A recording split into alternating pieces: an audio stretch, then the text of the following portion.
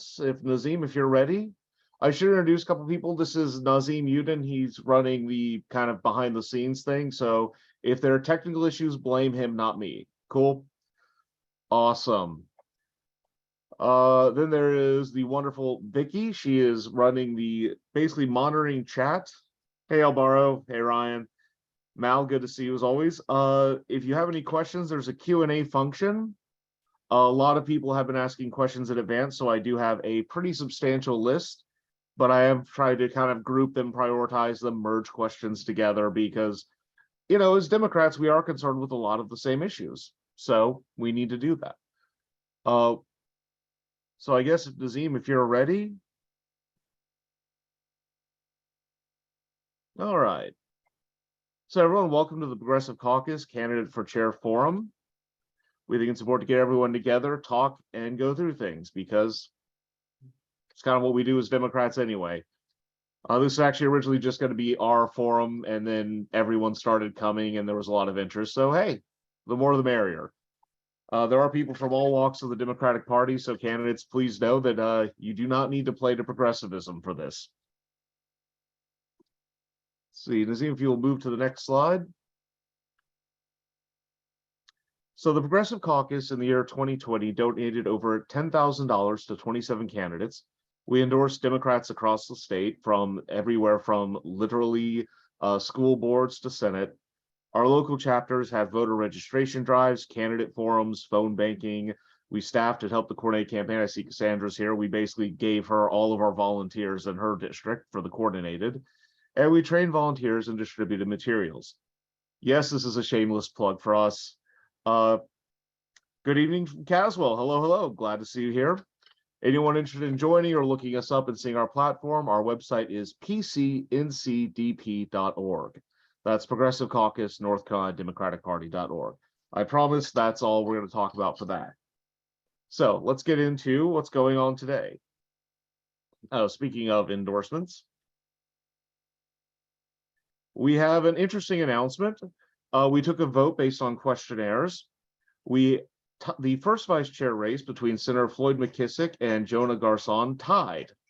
They had an exactly equal number of votes. So we've just said both candidates are awesome and they're progressive and good luck. And for third vice chair, with 72.2% of the vote, we've decided to endorse Elijah King. So congratulations to everyone involved. And I believe that's the first time I've ever seen a tie endorsement vote in the Progressive Caucus. So that made me, that was interesting. All right. So the forum rules are pretty basic. I'm the moderator. My name's Ryan Jenkins. I'm the president of the Progressive Caucus for reasons no one has ever been able to adequately explain. I have a timer on my clock or on my screen that'll show up when the slideshow goes away. It will count down for the amount of time you have. It does change colors. When it turns red, you have about 10 seconds to wrap up. I will allow candidates to finish sentences or thoughts, but if you do try to go on, I mean, we're Democrats. We're all passionate about issues and we could talk forever. But we are trying to get through as many of the questions everyone's asked as possible. So if you, again, use the Q&A feature at the bottom of your screen to submit questions to candidates, and please keep them, do try to keep them fairly short. That is a lot. Candidates will receive 5 minutes for an introduction of themselves and for their vision of the North Carolina Democratic Party. Candidates will have 2 minutes to answer each question. I do reserve the right to ask follow-up questions. We do like people to be specific here and give concrete examples. And the order of answering questions will be alphabetical, but the first person will then move to the back of the line and so on. So first it'll be Anderson, Bobby, Eric, Eva, Levon, then Bobby, Eric, Eva, Levon, Anderson. And the reason for that is we don't want one person getting forced to think on their feet all the time and answer questions and someone else to get all the time in the world to prepare. So without further ado, I'm going to let the candidates go in the order we have on the screen for the first introduction. So Dr. Richardson, if you'd like to introduce yourself. One moment, we need to get the unmute. No, got it.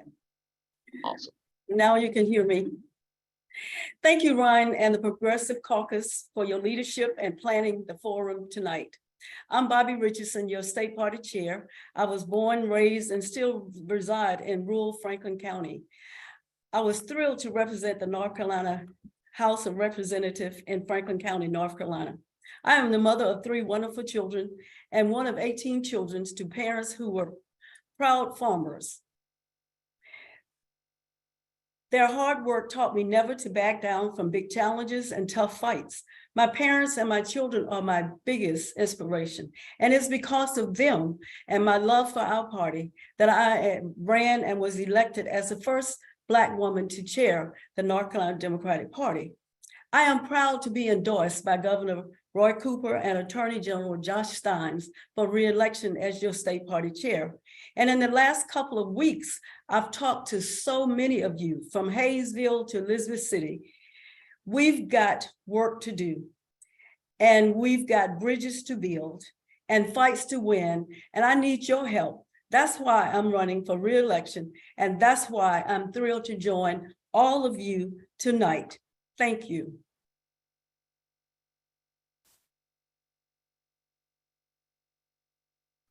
All right, thank you, Dr. Richardson. Let's fix the timer. I started it a bit late there. I believe next will be Eric Terashima.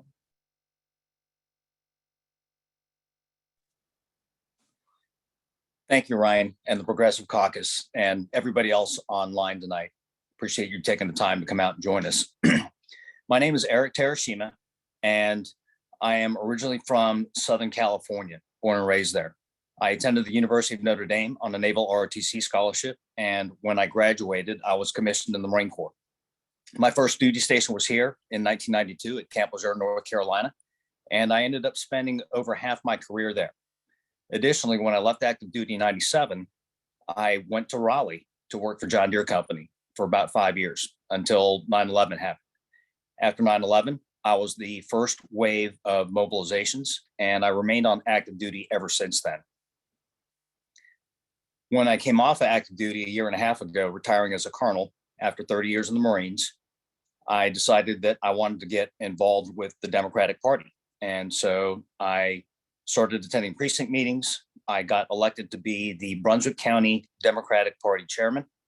And subsequently, I also ran for the North Carolina General Assembly, House District 17 here in Brunswick County. So I've done a lot of work down here in Brunswick to get us organized. My focus was on communications and on fundraising, both of which were very successful. To give you an example, my newsletter, the Brunswick County Democratic Party newsletter, increased threefold in readership during the past 2 years. So I'm very proud of all the work that we've done down here in Brunswick County to try to turn out the vote in a very red district, very rural district as well. That being said, what I'd like to see in the North Carolina Democratic Party is change. We need a lot of change. I consider our party to be broken, and what we need is strong leadership. We need better organization, and we need better internal communications to fix these ailments that are across our enterprise. That being said, my 30 years in the Marine Corps is as a manager and as an organizer. That's what we do. And I am an expert at it. I'll give you an example. When I retired, out of an active duty force of 182,000 Marines, 86 Marine generals outranked me. So I made it pretty high up, and it's because I'm good at what I do. That reorganization will allow us to synchronize better across the enterprise. That's the biggest thing that we're missing. I see a lot of individual actions all across the state where we need to work better together. We can only do that if we can improve our communication internally. All of that being said, with the successes that I've done here in Brunswick County, that will be a direct transfer to what we're doing at the state level. The other part that we're missing at the state level is folks who will listen and make substantive change and be responsive. If you'll notice in all the emails that go out, if you reply to it, I'm the one who answers them. My personal cell phone number is also on those communiques. That's how important I think it is for us to be able to communicate clearly and effectively amongst each other. So that's my main goal. Thank you very much for your time, and I look forward to hearing your questions.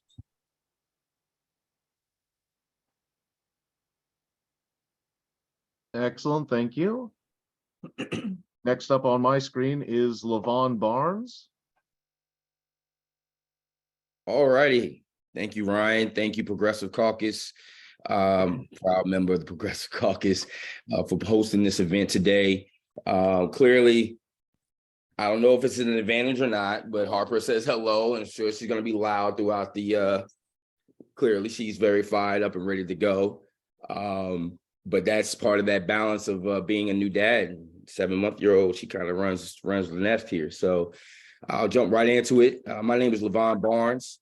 I am currently living in Alamance County, but throughout my entire time of being in North Carolina and North Carolina politics, I was in Durham as a precinct chair, as an SEC member, founder of the Progressive Caucus out there in Durham County.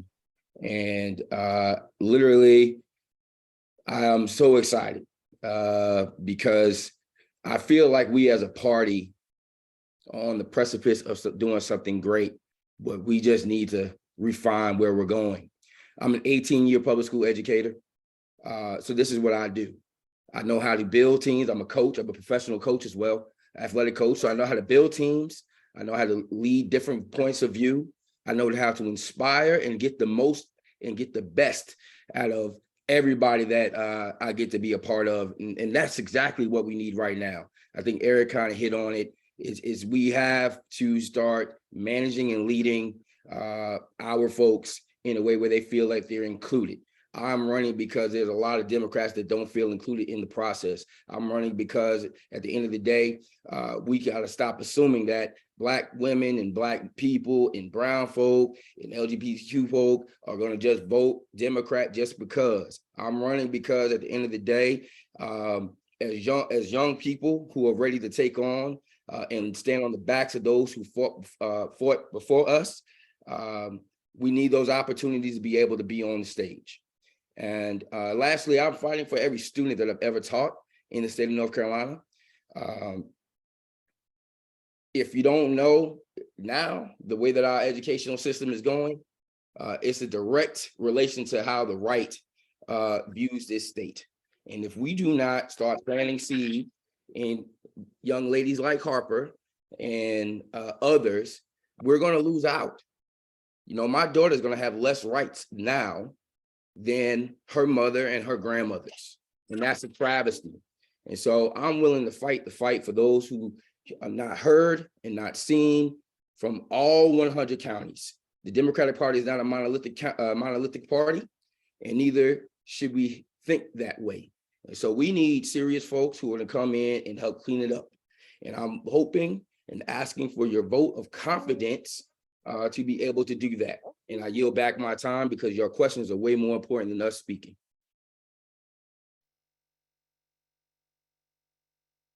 Thank you, Levon. Next up, Eva Lee. Thank you, Progressive Caucus and President Jenkins. I am honored to be a bold, progressive Democrat who is willing to challenge the status quo and bring more than incremental change to the party.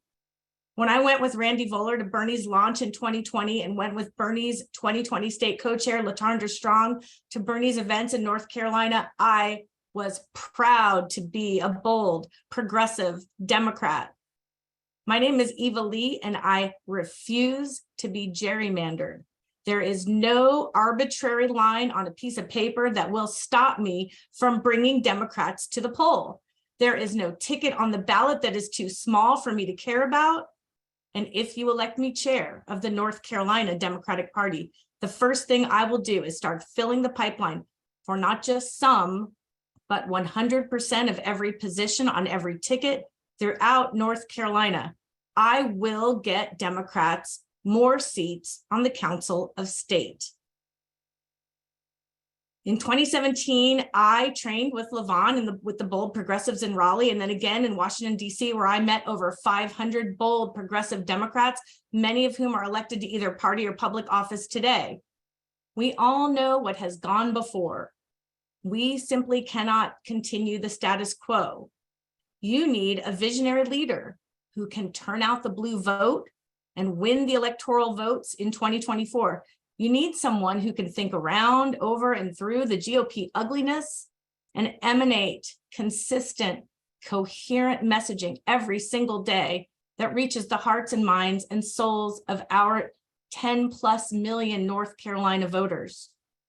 You need a chair who is accessible. And if you elect me to chair, I will give my cell phone number to not only every member of the SEC, but every single precinct officer in the state of North Carolina.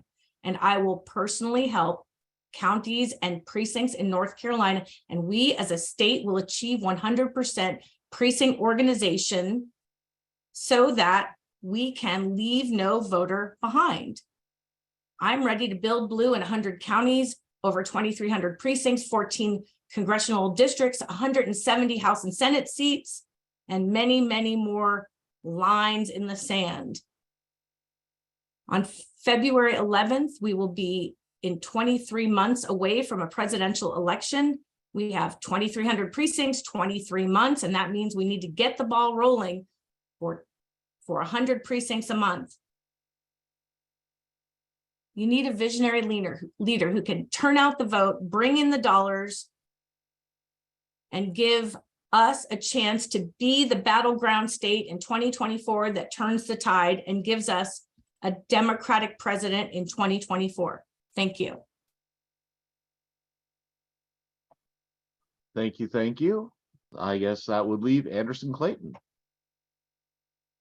Hey everyone, thank you so much for joining us tonight. Hello, Progressive Democrats, and thank you, Ryan and the Progressive Caucus for putting this on. My name is Anderson Clayton, and I use she, her pronouns, and I'm so excited to be putting my name forward to run for state party chair along with the amazing other people on the stage with me tonight. I'm from Person County, North Carolina, and one of the things that I've always talked about as a county party chair is you can't organize those who you don't love.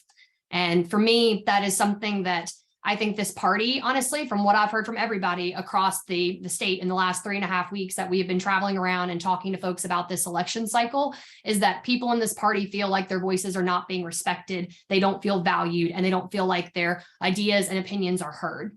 Sherry Beasley should be a United States Senator right now. 74 counties in North Carolina shouldn't have swung to the right.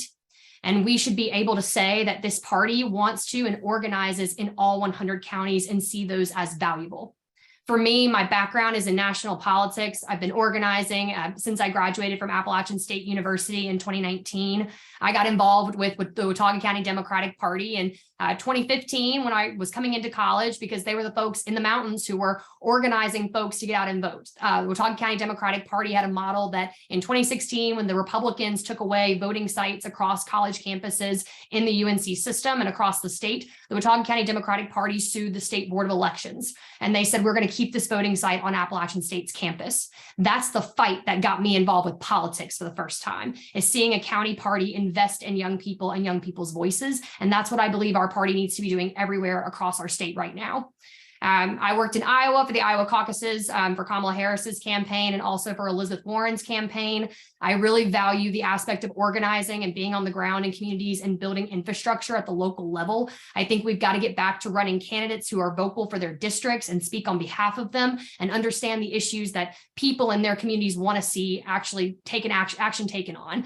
And for me, that involves making sure that we have a candidate for every state house and state senate seat in this state, right, by the summer for the 2024 election cycle. We need to make sure that we're prioritizing every ballot this year, every person, every candidate, to ensure that people in this party have heard our message. I was in Eastern Kentucky in 2020. That is the last time that I did a national campaign, because I was really disheartened, honestly, with the way the national politics can treat rural communities. I'm from a rural county that flipped the Roxborough City Council in 2021 because we got out Black and brown voters across our city that were already there to begin with, that our county party had never tapped into and never gotten involved with. And that's what I want us to do going forward as a party. I want us to be involved from the ground up. I want our message to come from the communities, and I want us to be involved everywhere, because we need to be. The future of this state depends on it. Lives of people everywhere across it depend on it. So thank you so much for the opportunity tonight. I'm really excited. I also want to mention in Amy McGrath and for both of the other campaigns that I've worked on, they were unionized. The IBEW Local 369 was my union. I'm a firm believer in pro-union labor, honestly, and want to make sure that folks across this party understand that and see the benefits from it. If anybody's got questions about where union labor came from, go out to Eastern Kentucky and talk to those miners out there about where labor rights really activated. And I think that people are going to see across the state about the importance of that. And this party needs to emphasize it more and more. So want to add that in there, but thanks, Ryan, for the time. I appreciate it. Quite welcome. So one thing we're going to do now is Nazim's going to throw out a informal poll. This is just kind of gauging where everyone is right now. So Nazim, if you can throw that up, just first impression of candidates. And there is, of course, an option that you're undecided, which is perfectly legitimate.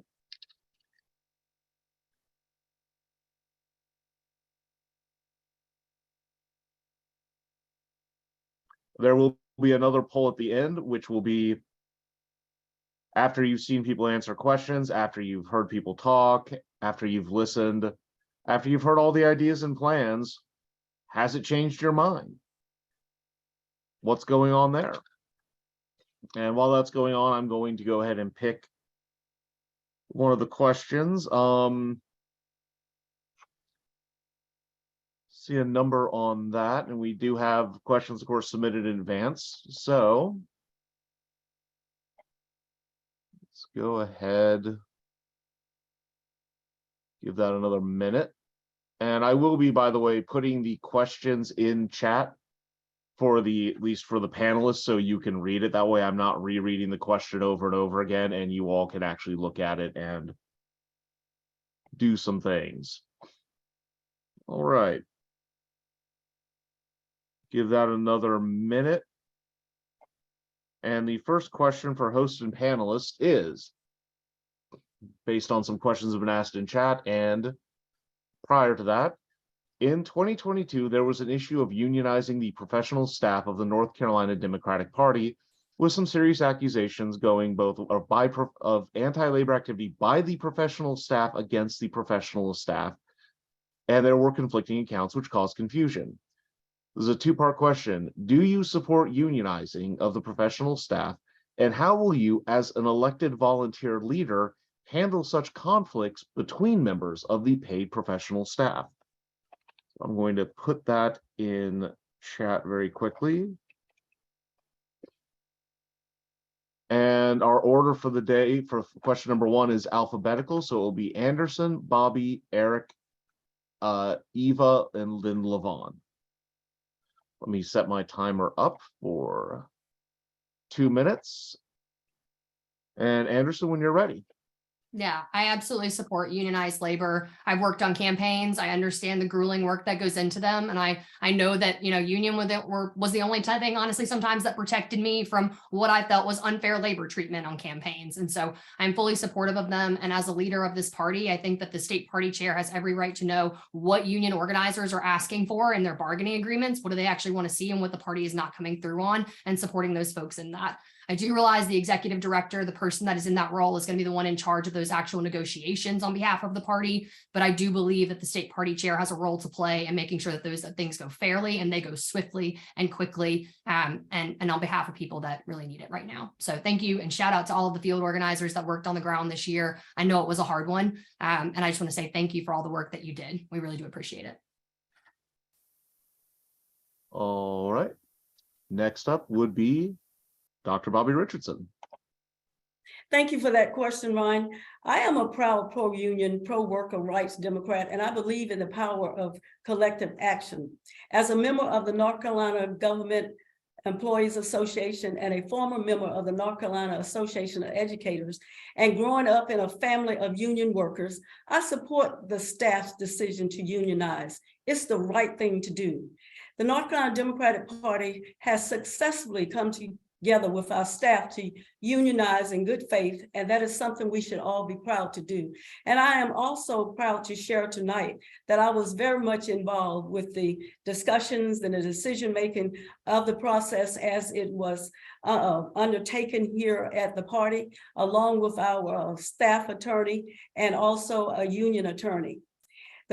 As your chair, I believe that unionizing process should be a top priority for cycles to come, and it should only be dealt with by NCDP General Counsel, the administrative staff, and the staff representative and their union staff. This will allow both sides to come together and to come to an agreement. And I would like for you to know that we successfully formed a union contract that will go through 2025. So yes, I do believe in unions, and I have been a part of unions in my career. Awesome. Thank you. Sorry, I'm flipping between screens because I actually have the order written out, so I just want to make sure I follow it. Next would be Eric. Thanks, Ryan. Yes, I do support unions. My very first real paid job was a union job. I was a cart pusher at a local grocery store in California. So that's where I started from. And it's important to me to have a collective voice. No matter what happens, us as a state party, what happened in the last year, what I witnessed from the sidelines, not being privy to the inside negotiations, concerned me. We are the party of unions and sticking up for the working class. That is not the optic that I saw on display. And so in spite of the conflict resolution that needed to take place to a higher degree, it needed to be an optic where we showed support for the labor union. And that's not what we did. So that's the key part that I think needs to change about how we look at what we do and how we present ourselves as a party in the public forum. Thank you.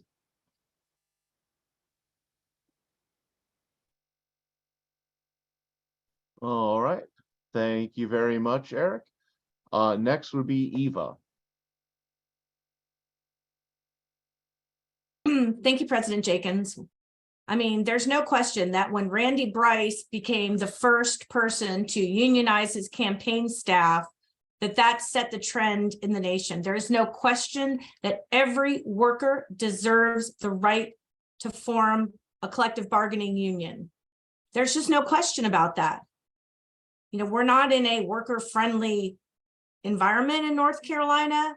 We're not going to be in one until, I don't know, 8 years from now, until we can, you know, fix the gerrymandering that is about to hit. And when I say about to hit, I met some lady earlier today that works for Rouser, and she was just snickering about what's about to come down the pipeline any minute with the gerrymandering.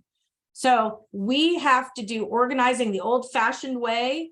We have to start with obviously our staff employees. We have to encourage candidates to unionize their staff. We have to make it easy for them. We have to give them documents to do it. You know, the anti-ALEC lobby, we need our own excellent document set that, you know, small campaigns can use, that large campaigns can use. And let me just put it out there for anybody under the age of 36, people in the YD demographic deserve to be paid fairly. If your campaign raises $96 million, you should be paying people fairly. You know, the Dan McCready campaign raised $10 million. Jeff Jackson raised $10 or $15 million. You know, if you're raising $10 or $15 million, you have enough scarce resources to pay the people that deserve it the most, which is your inner campaign circle and your staffers, period. Thank you very much. And Levon. The short answer is absolutely yes. As a former union leader for a teachers union in Prince George's County, Maryland, I do believe in the power of unions. I do believe in the power of collective bargaining. In fact, I think we as a party should be pushing more for candidates who believe in collective bargaining and getting rid of the, to me, unconstitutional law that we have in our state that doesn't allow public and state entities to be able to collectively bargain. That's part of the issue why we have that we have in our state now is, you know, and organizations like NCAE, which I'm also a part of, cannot really do the real work because they can't really collectively bargain. There's no chips on the table for the right to even want to come to the table and talk about certain things. So yes, I believe in the fact that if they work for us and we believe in the power of unions, and yes, they should be able to unionize. And I'm glad that Dr. Richardson did just share that, through 2025 that we will be, that our staff will be unionized. But I think that also comes with the work with the executive director and me as the chair, or whoever the chair is, to have a unified vision of what we want to see. We can't talk about things and then not be about them. So the answer is yes. All right, excellent. So the next question, going to have to pull it up and put it in chat. Post-election analysis seems united that we failed in 2022 because of low turnout, particularly among youth and African-American voters. What is your plan to remedy this? And how early would you start the process of animating voters, increasing registration, and energizing our people? This next time, Chair Richardson, you are up first. Thank you. Yes, according to the poll results, our minority community, African-American, Latinos, turnout was not what we wanted to be. We were very active in those communities with our year-round voting organizing program, with our faith and community engagement team. And we will continue to press those communities and be present in those communities to sit down with those members of those communities and listen to them and understand what they mean when they say the Democratic Party has done nothing for them. Because when we think back onto all of the policies and legislation that was passed by the Biden administration and the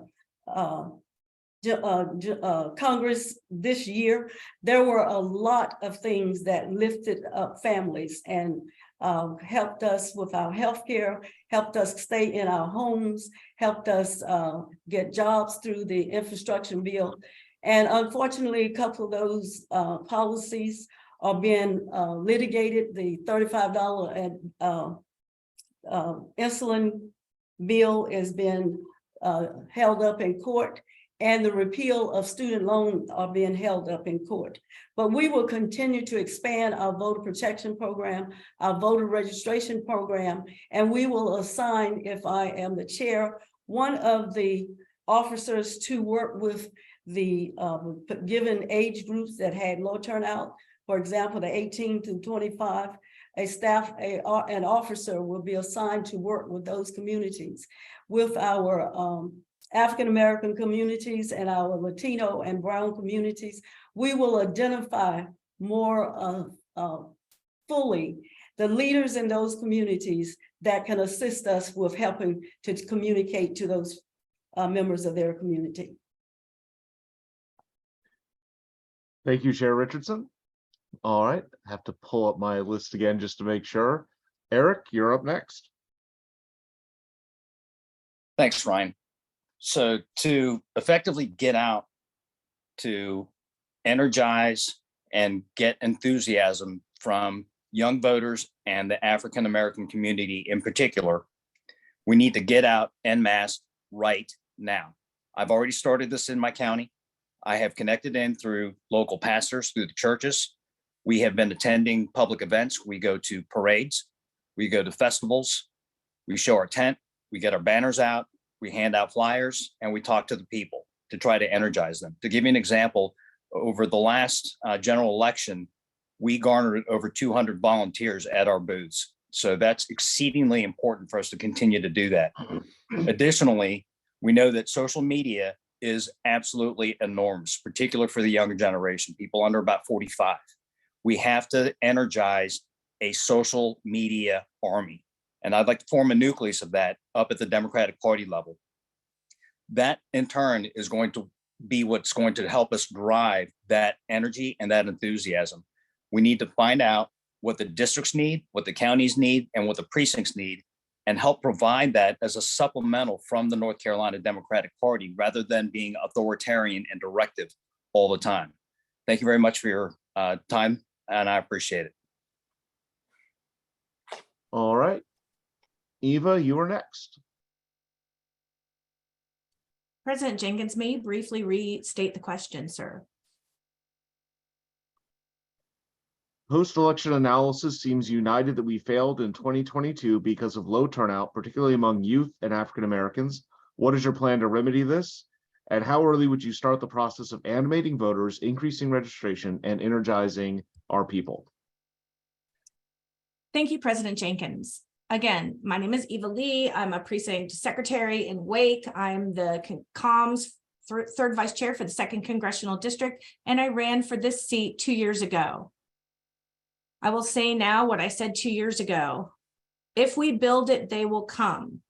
I believe in reverse engineering from election day in 2024, going backwards to 1 minute after the election is completed on February 11th. We should have not 8 million canvases planned, and not just canvases planned in the coordinated areas for the thoroughbred races. We should have coherent canvases planned.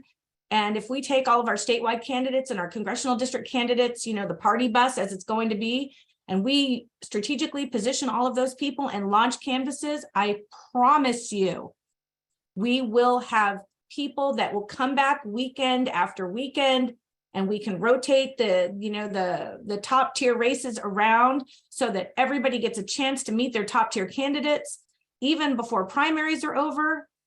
And the second thing we have to do very simply is we have to stop shutting out pre-primary candidates.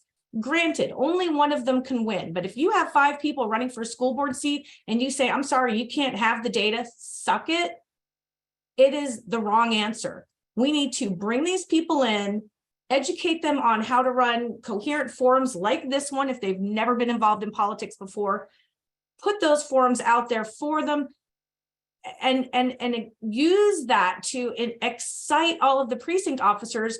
And that momentum has to be built statewide. It cannot be intermittent, and it cannot be picky. It just can't be picky.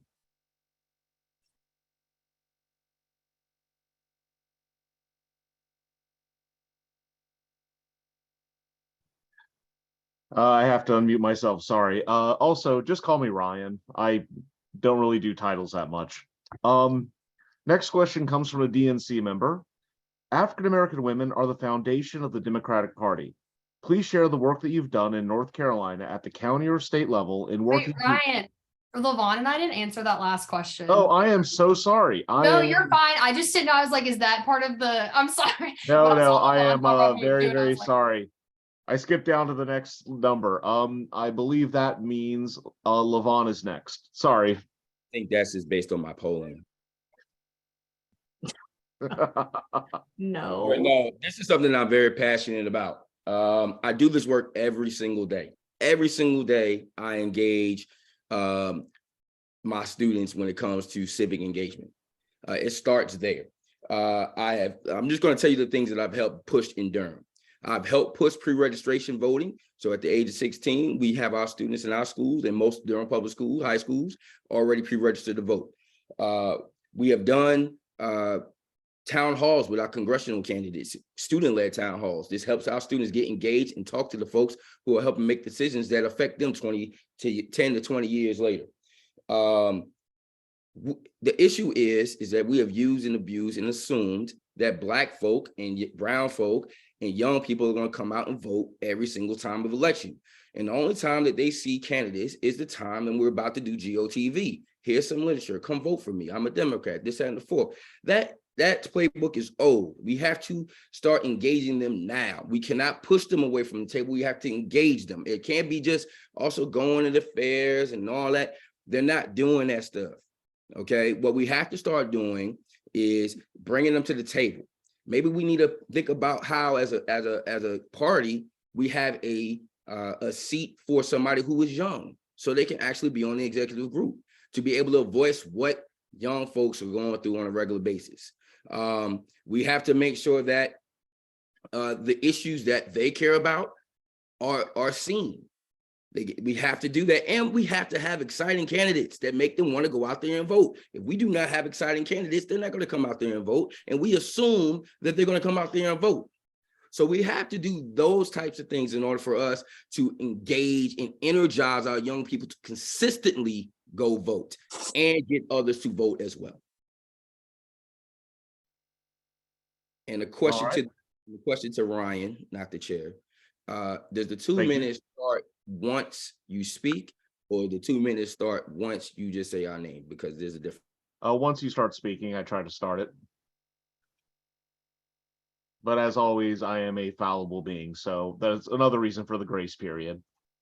And so far, I want to compliment all of our panelists. You all have been amazing. None of you have gone over, and everything's been great so far. So thank you. And again, Anderson, thank you for calling me out on skipping you. You're up. Sorry, just want to make sure Lamont and I got a chance because I'm excited about this question. I think there's a lot of different ways that we can energize young people. And first and foremost, it's giving them a voice in this party again. The DNC in 2020 started a program called Organizing Core. And we in this state need to use what I think that the Democrats in the state have given us beforehand, the UNC system. We need to be active on every college campus. There are 7 HBCUs in the UNC system, and they had the lowest 2010, HBCUs had the lowest voter turnout since 2010 in this state. And for me, that's the thing that we need to be back on those college campuses.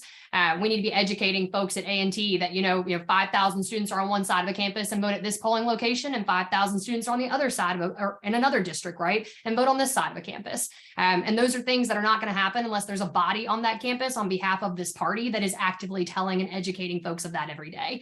I agree. We need exciting candidates. We need folks that people are going to want to get out and knock doors for and energize them, and that are speaking the issues that those students really do care about too at the end of the day. I think that's the same thing for when you talk about our Black and brown voters across this state. They want to see the people in their communities right now, and us actually talking about the things that Democrats are doing in their communities and what programs that they can actually be taking part in right now, like the Affordable Connectivity Program. Right now, we have a ton of people who need internet access across this state, and a lot of that is because of affordability. They cannot afford to have access to a program. The Democratic Party at the federal level has helped give an opportunity to have $30 off of your internet bill a month right now through the Affordable Connectivity Program if you are 200% below the poverty line, which 200% below the poverty line in the United States right now is $44,000 a year. Those are things that this party needs to be saying and putting in front of folks, because most times people look at that and go, $44,000 a year, that's a lot of money. That's a good job, honestly, right now. Yeah, well, it doesn't mean that you're making enough money to live in this country right now. And young people who are service workers, who are working 2 and 3 jobs just to survive, need to hear our party say that. Thanks, Ryan. Thank you. And I already kind of spoiled the question, but it does come from a DNC member who asks, African-American women are the foundation of the Democratic Party. Please share the work that you've done in North Carolina at the county or state level, working to build the African-American Caucus or working with African-American organizations. That is going into the host and panelist chat. I believe this time, Eric, you are up first.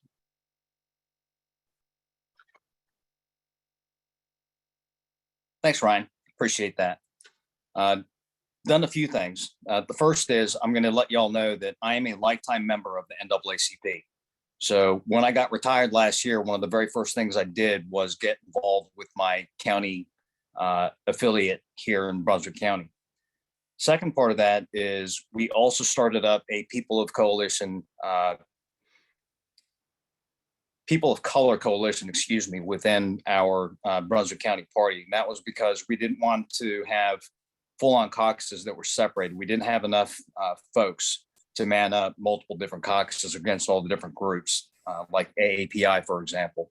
And that's why we just pulled everybody into one consortium for people of color. As I'd mentioned, I've also been actively engaged in the community, particularly in churches. I've asked to attend fish fries, car shows, and also getting engaged and energized within the pastor network as well. So we're trying to leverage everything that we possibly can. One point that I forgot to mention was that the leader of the Brunswick County People of Color Coalition is actually a woman as well. So yes, she has her own group of about 100 Black ladies here locally known as the Fly Girls. So they are very active, and we're trying to leverage all aspects that we can. Thank you.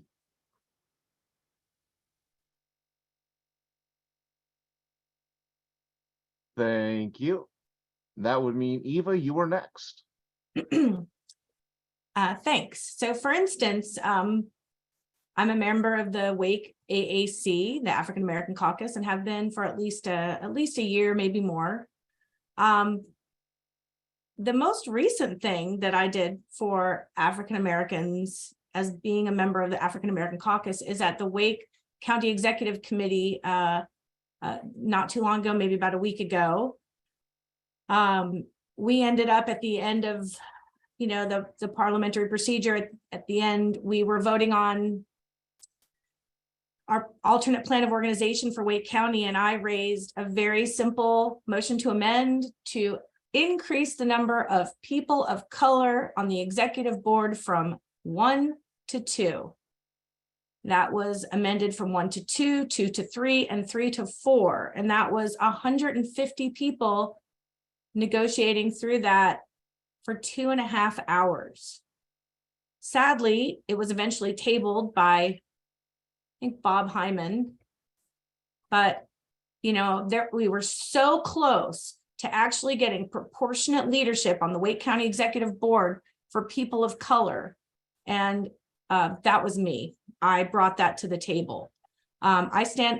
People who know me know I stand up for people of color. And, when I went to the George Floyd viewing in Hoke County, I was there by myself, but I met some friends that I knew. And on the way back, I think it was Elizabeth. Anyway, myself and a man carried a Black woman a mile. She was on crutches and it was hot, and we carried her for a mile. So that's just the kind of person that I am.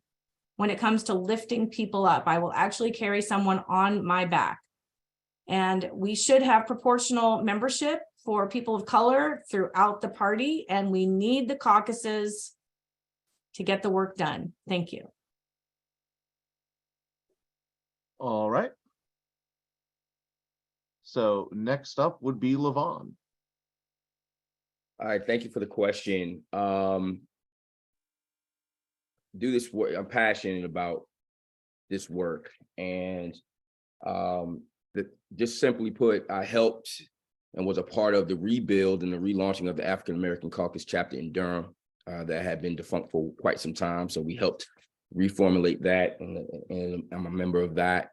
But the work that I consistently do for African American organizations is every day. I'm the founder of a youth empowerment group for Black and brown young males called Young Male Achievers, something I started in 2005 that was primarily focused on intervention and ending recidivism of young folks who are either in gangs or have family members who were in gangs. When I came back to North Carolina in 2013, I reactivated that program right here in Durham, and we're a nationally recognized program. We virtually eliminated in-school suspension for every member. We have had over $4 million in college scholarships, over 50,000 hours of community service hours. And these are young folks who ultimately most of us forget about. Ultimately, some of us, and unfortunately, see on the news. And the passion that I have for young folk is limitless, because I've seen the talent that they have, and all they needed was somebody to foster self-awareness and self-empowerment. And so these young folks have gone on to all the state colleges that we've had here and have changed those universities and colleges for the better. And so that's something I'm very much proud of. So the work that I do is every day for all African American organizations, just not just my own, but that's the root of my passion, is making sure that Black folks and young Black folks especially feel like they're seen and heard, and they know that they are wanted and felt. All right, a little long there, but you do get to finish your thought or sentence. Part of the passion, okay. Let's see, that would leave it to Anderson. I was going to say, you forgot him, Ryan. You owe him one, I think, after the last one. That's just me. But no, I'm really passionate about this too. My background in Person County is running and winning for Black candidates, honestly. I'm really involved with my NAACP chapter here in Person County. Reverend Clyde Winstead is one person that we ran for county commission in this last cycle and supported his election. He is the former president of the Ministerial Alliance here in Person County and also NAACP president. And so somebody that we were really excited to get on a ballot and support this year. We flipped the Roxborough City Council the first time in its history with a majority minority board running 3 Black Democrats who got on there from the support of the party. One of those being Shayna Outlaw. And when I talk about recruiting candidates and uplifting candidates in this party, I talk about specifically when it comes to our Black and brown populations, who the county parties, I believe, and honestly, the party in general has a role in supporting them being able to run for office to begin with. Shayna is somebody that works at McDonald's full time right now. She's a manager. She is someone that is a single mom, has 4 kids at home. And that's someone that could not have run for office without the financial support of the county party being able to say, we're going to buy the yard signs, the literature, the everything for you because we believe in you and we want to back you from the get-go. And that's still something to this day that we are committed to doing for anybody that we have elected into public office, because that is something that we need to talk about specifically in this party of who can even run for office right now with you say half citizen legislature, right? Like there is a real disconnect with who actually gets in public office and the people on the ground in everyday communities. And that's also why we got a problem getting people out to vote, honestly, because we have people that are not necessarily representative of their communities always being the ones to run in them. So for me, going back to it, it means supporting Black candidates from the get-go. It means giving them hopefully early money on hand, because I worked at Emily's List for a little bit, and early money is like yeast. It makes the dough rise. We need to make sure that candidates are rising in this party, specifically our Black and brown populations. So thanks, Ryan. Thank you. And Chair Richardson. You are muted.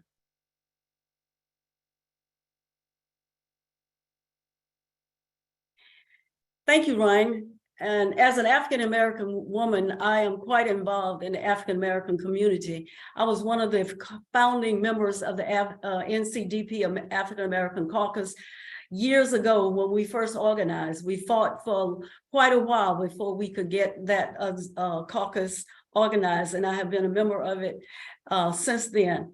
I was also chair of the African-American Caucus when I was in Franklin County before I became a legislature. I am also very much active in several Black women organizations, the Deltas, the Links, the Moles, and we are very much involved with young women across the state.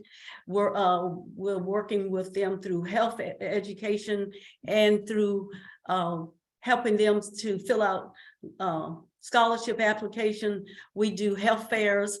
And I'm also very proud of the fact that NCDP has offered for the last 3 years the Women of Color Conference, where we bring Black and brown women together to talk about issues and to hear from experts.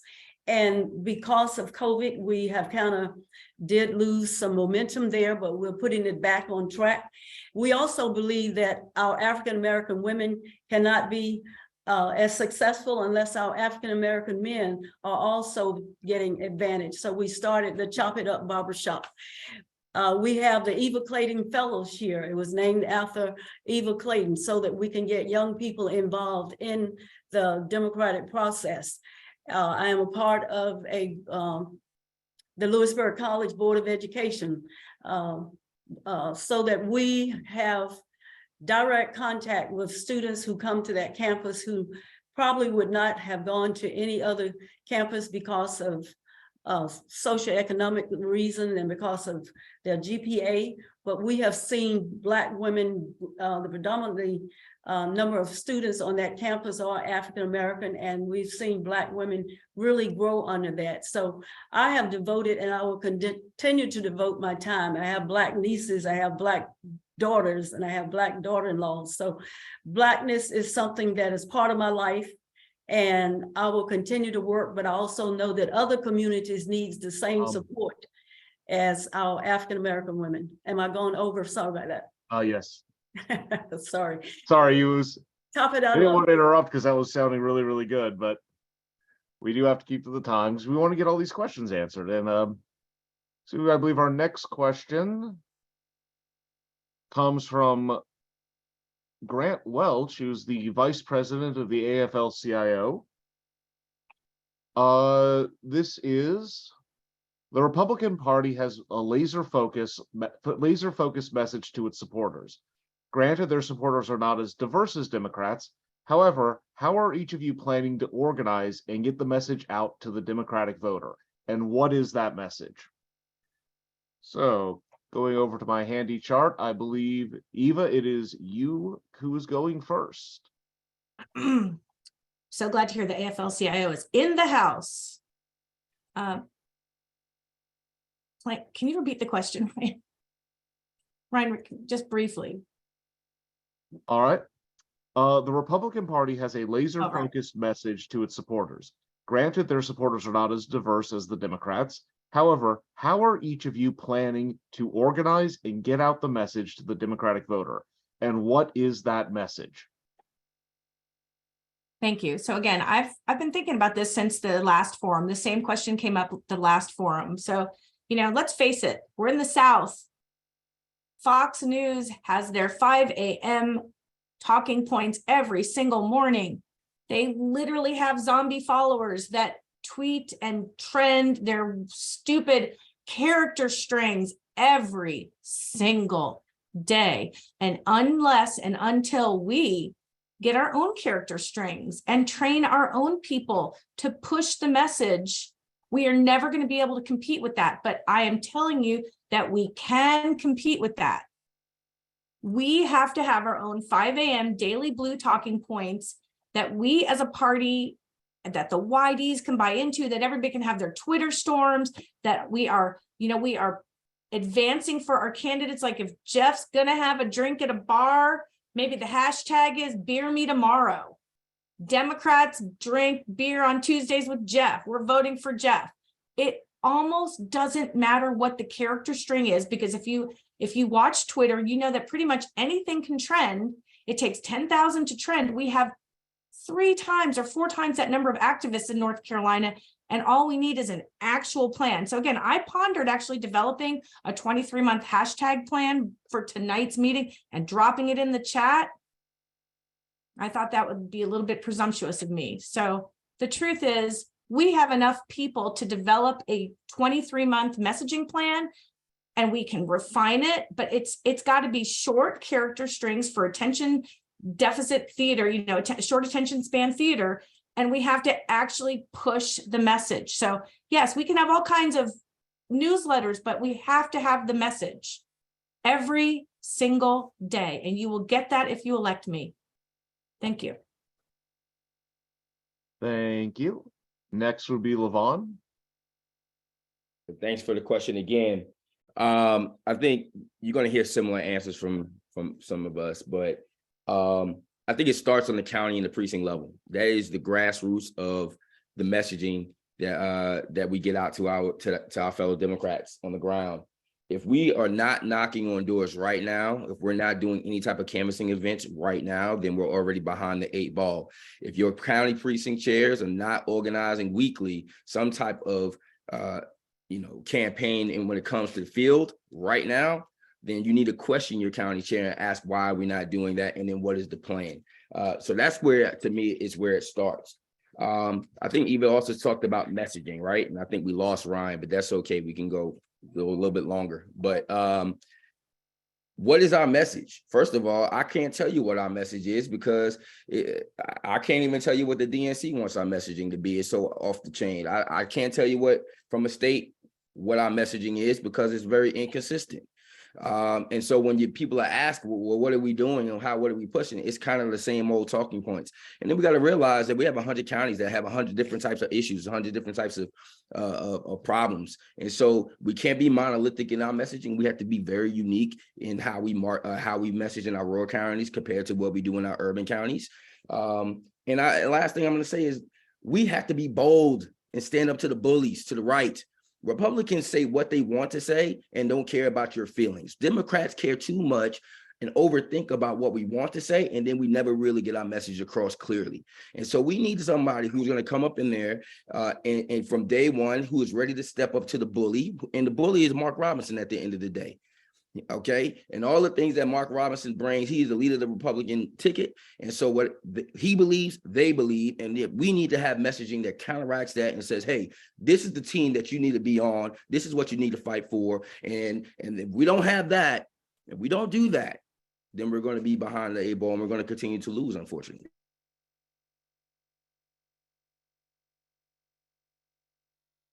Excellent. And sorry I dropped there for a moment. Anderson, you are up next. Give me 1 second to get back to my timer, and whenever you're ready.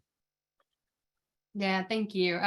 I believe that we do have a message right now as the Democratic Party. I just don't believe that we're necessarily messaging it effectively enough. I think that our party cares about people, and we always will, and we always have, and all of our policies have shown that. We've just not been able to actually talk about what our policies have done in our communities because people on the ground don't know.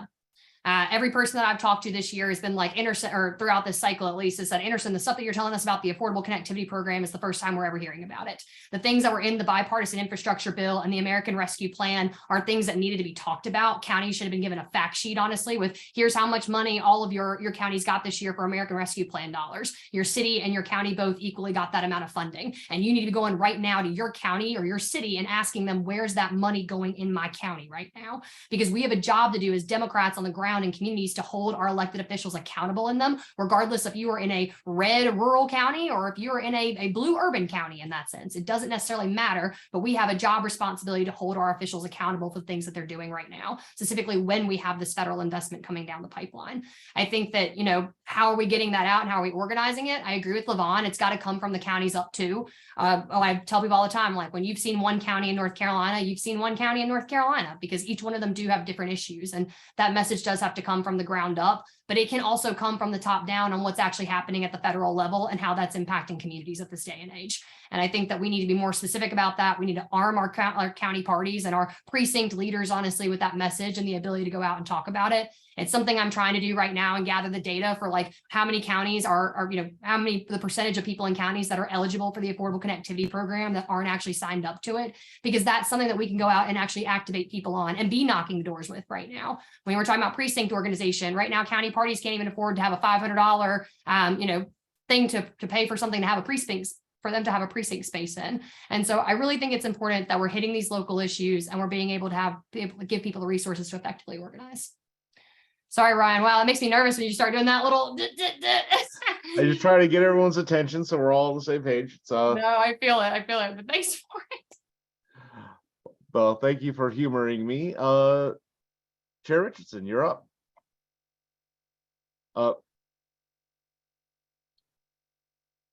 Thank you, Ryan.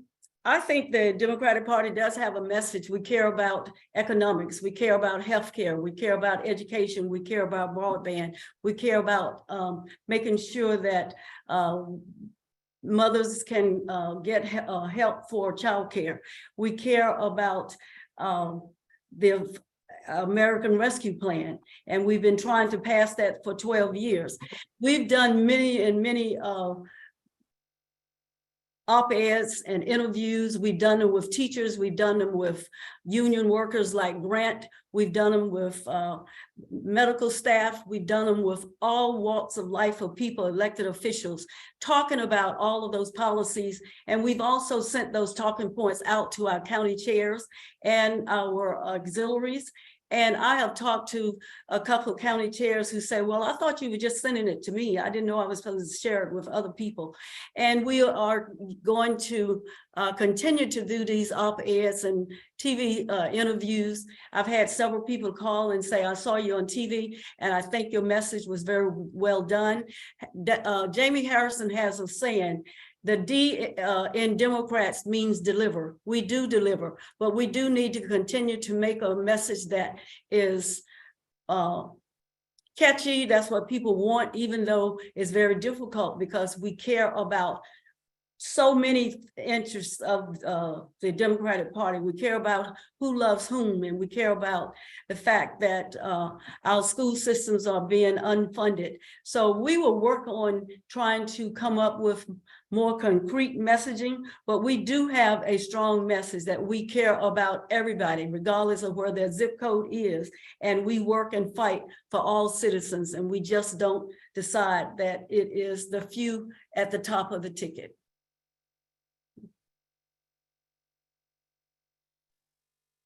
absolutely perfect on time. Thank you.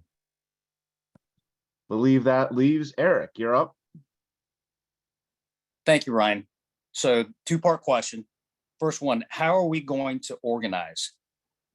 The first part is that we have 14 congressional districts, 19 caucuses, a state executive committee, right around 750 plus folks. What we need are middle management structures to help us keep that coordinated and synchronized. We are lacking those mechanisms right now. The second part is, what is our message? What you just heard from a lot of the candidates is that we have a very complex message because we're really diverse. Well, that doesn't resonate with the general public. We need a simple message. The simple message should be get involved. Take hold of your future. Be a part of the solution. That's what we want. The bare ante, the minimum is get out and vote. Beyond that, if you're dissatisfied, if you're disenfranchised, if you feel like you don't have a voice in your government, get involved. We welcome all of those folks. We want their involvement. We want their voice to be heard. And the way their voice is going to be heard is by working with us to get their voice heard so that we can get the policies instituted at the government level.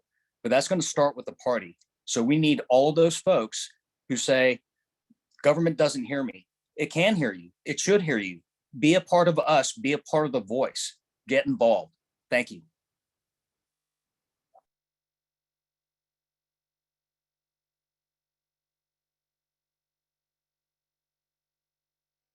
Forgot to unmute myself there. All right. Let's see. So the next question. This is kind of a general conglomerate of questions that have been asked. Let me get up in chat. And next, this is to Levon first. If I could actually pull up chat, I could do things.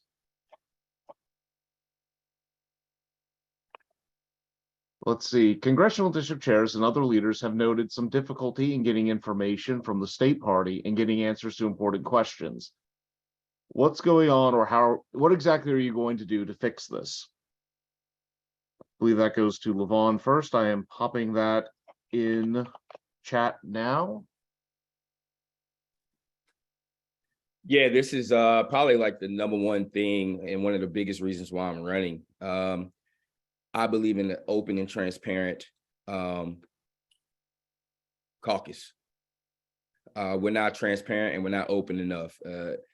It's almost like if you reach a certain level, you no longer can, if you don't reach a certain level, you can't get any information. We're an open party. We can't even have a meeting without inviting all Democrats. So I don't understand why we can't, as a chair, be able to get the information as you need. I don't understand why, if you're an SEC member, you have to wait 30 days to get an SEC list. I don't understand why, if we have been elected by the people within our party to lead and represent our county, why the information is held so tight, I have no idea. But here's what I can guarantee you. On day one, we will be open and we will be transparent. And we will be one where if you need the information, if you're a chair or a state executive committee member and you're trying to reach out, we're going to give you that information. I don't believe that we're going to have a January 6th amongst us, each other from a state party level. I think we're thinking too much about, well, I don't want so-and-so to talk to so-and-so. I don't want them to organize. Maybe that's the thinking. I don't know, but we need to have open and transparency if we're going to continue to fight for what we need to fight for as a state. We need to make sure that members from the east side of the state to the west side of the state are able to communicate so we can help each other. We need to make sure that stronger counties are able to help those counties who need more help and more infrastructure to be able to do those things. And the only way that works is if we have open lines of communication. The only way that works is if our executive group, as well as our state executive team, work together to make sure that our congressional district chairs, our county chairs, our state executive committee members have the information that they need to be able to do their job. Thanks.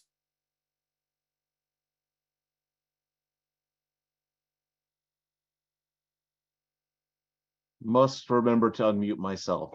Thank you very much. Anderson, you are up.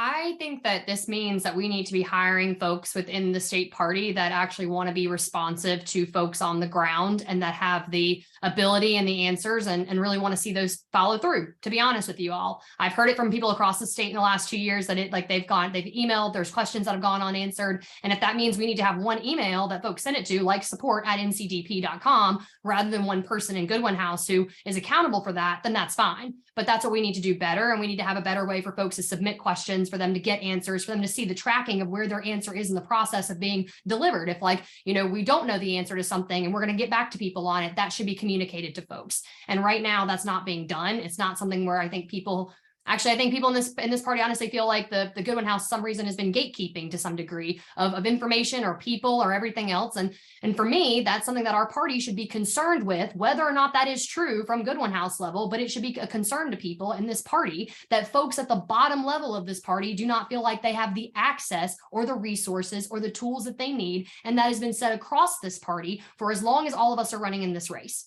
And I think there needs to be a real conversation about that had, especially within the state party apparatus, to be able to say, how are we going to be responsive to the people on the ground better than what we are right now? Because people don't feel like we are.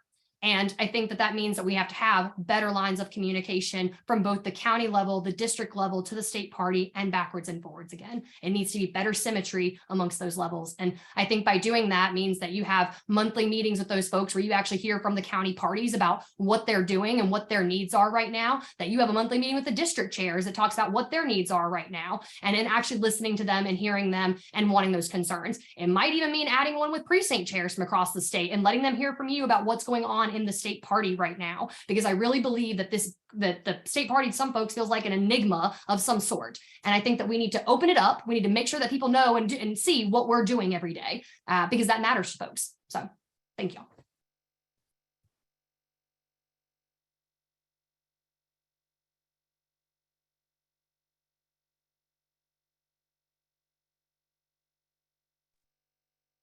Unmute, Ryan.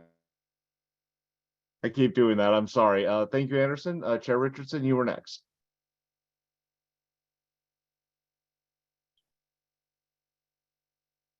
And you do need to unmute as well. I do the same thing. Yep. As the state party chair, I want to emphasize that a plan of organization say that we are an open party. And if you go to section 0.01, you will read that. And I also want to make sure that people understand that our staff went to extra length this year to office hours to make sure that people understood the things that were going on. If we had a new initiative, they could call in. Many of our chairs took advantage of that. Some of our chairs did not. And we also are always reading something on Facebook and on Twitter that is critical of the party. And I do not entertain anything on Facebook and on Twitter when someone is addressing something that they have concerns about with the state party. I think they should call or pick up an email. And we have staff that have many, many tasks to do. And so sometimes they aren't at their desk, so they can't answer the phone as soon as you call. But I do know that they do get back with people. And I have called county chairs and they have called me back 2-3 days later. So we are a busy organization. We also have people calling us on the weekend, expecting staff to be available for them. And our staff do have to have time off. We've got a dozen requests during the Christmas holiday. So if we know there's a problem, we will address it. But when you share it with your neighbor or with your buddy or put it on social media, that is not the way to communicate with us. But we are an open party and we do communicate with our members and make sure that we can share all the information that they require of us. Thank you, Dr. Richardson. Eric, you're up next. Thank you, Ryan. So there's actually 3 different portions to this question. Now I'll address each different piece. The first is a lack of responsiveness from the NCDP staff. And I'm going to go back to, as I watch what they're doing and how they're handling the questions, they are clearly task saturated. In other words, as Chair Richardson pointed out, we are trying to ask them far more of their time than is humanly capable. And that's why they are simply not very responsive. That goes back to my concept of we need middle management structures. At any given time, thousands of people across the state could be trying to contact someone at NCDP to try to get an answer for something. That is challenging for those folks. And we need to help alleviate their time by creating those middle management structures that will help. That's one. Two, there's an accountability problem. When I could not access Vote Builder as a candidate, and I complained to the state multiple times, they came back to me personally and said, oh, we resolved your problem. When I went back to them and said, no, you did not, they ghosted me. That is a perfect example of that unresponsiveness. Therefore, they need to be held accountable. I felt like I had no recourse. We need to have a recourse. And guess what? That's why I'm giving out my email and my phone number of you will have recourse. The buck stops here. That's the whole point of having leadership in charge. The last part is that we have some kind of weird secret communication system that doesn't allow people to effectively and efficiently reach out and talk to folks. We need to fix that. It should be very easy to find out somebody's phone number through a central database. So why there's this whole cloak and dagger piece around releasing information for SEC members, for example, is just flat out wrong. And thank you, Brian. I appreciate it. That's my last point. Excellent. Just so as well, when I do this, it's wrap up. Start wrapping up. It's usually I have 5-10 seconds left. When I start doing this, it's finish the thought. Let's see. Eva, you are up. Thanks, Ryan. So I'm going to be brutally frank. My name is Eva F. Lee, and F is for brutally frank. As of this moment, after not one, not two, but 3 requests to the party, I have not been granted the privilege of having the list of people that are voting on February 11th. I'm completely impressed with Chair of the Chairs, Anderson, being able to reach out and do, canvassing for the past 3 weeks for the 600 SEC members, but I have filled out the SEC landing form page. I made 2 written requests, one in December and one in January, and it is, 10 days before the election, and I have no list. So what I have is the Progressive Caucus and the other forums, and I am fully and completely ghosted. And that's a shame. It's just truly a shame. And it shouldn't speak to me personally, because obviously Eric has had that same problem. My other half is 1 VC of the 2nd Congressional District, and he was proxying for the chair of the 2nd Congressional District at the Executive Council meeting yesterday, the day before, and he couldn't get the documents necessary to vote the proxy for the meeting because Lorenzo wasn't sure if he should have them. So we clearly have a problem. So what I dropped in Ryan's chat box just now is one of the progressive tools that I built to solve this problem. And if Ryan wants to share it with the general crowd here, that's his choice. But I've published that before, and we need to have visual roadmaps for each other. We need to care about and love on each other and be friends with each other and work out our differences and move this party forward. Thanks. All right. Thank you for sharing that. I do not have time to go through it though and share it. Also, that would mean I'd have to let everyone else share things, and we are trying to keep this, but I do appreciate it. I will look at it. All right. There's a multi-part question coming up. This is kind of coming together from several of the questions I'm seeing brought up. Would you try, or what have you done to resuscitate rural counties in order to reduce the gap with Republican votes?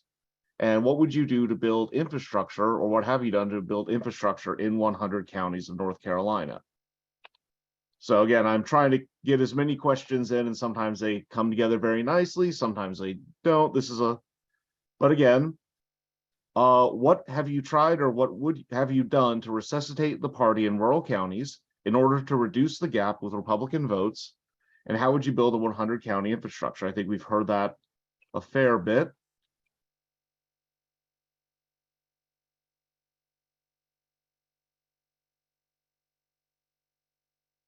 There we go.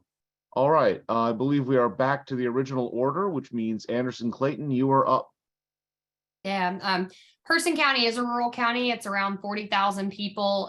It was a Donald Trump County in 2016 and 2020. And one of the things that we really did that I wanted to come back and show people here is that it doesn't have to be about winning in rural communities. And that's the number one thing that I told folks in Person County when I got back, because I wanted to make sure that people understood that, I really wanted to be able to organize and show people that caring about the place that you're from and the place that you live in is the most important thing that you can do. And I was honestly remarking to what Eric had said earlier about, the aspect of just get involved. Like that should be the number one message from the state party right now is coming in. It's like, in your local communities, I feel like in this party right now, we are so focused with what's going on at the national level that we're not looking in our own backyards. People can tell me everything about what George Santos in New York State is doing right now, but they cannot tell me who the 5 people on their board of county commissioners are. And that to me is the biggest problem in our party right now, is that people do not understand how much local politics impacts them, especially in our rural communities. And the opportunity that we have not to make a difference everywhere else up there, but right down here in your own backyard, and what that actually looks like right now. And it can look like getting involved with city council, going to those meetings, being at your county commissioners, asking those questions, making sure that you're going to show up in your community and be that voice, especially in rural areas, for the LGBTQ plus community, for your Black community, and for your brown community in these areas that haven't and don't feel like the Democratic Party is showing up there. There's a reason why people are afraid right now in these areas. There's a reason why fear mongering from the Republican Party has existed here for far too long, because we've let it.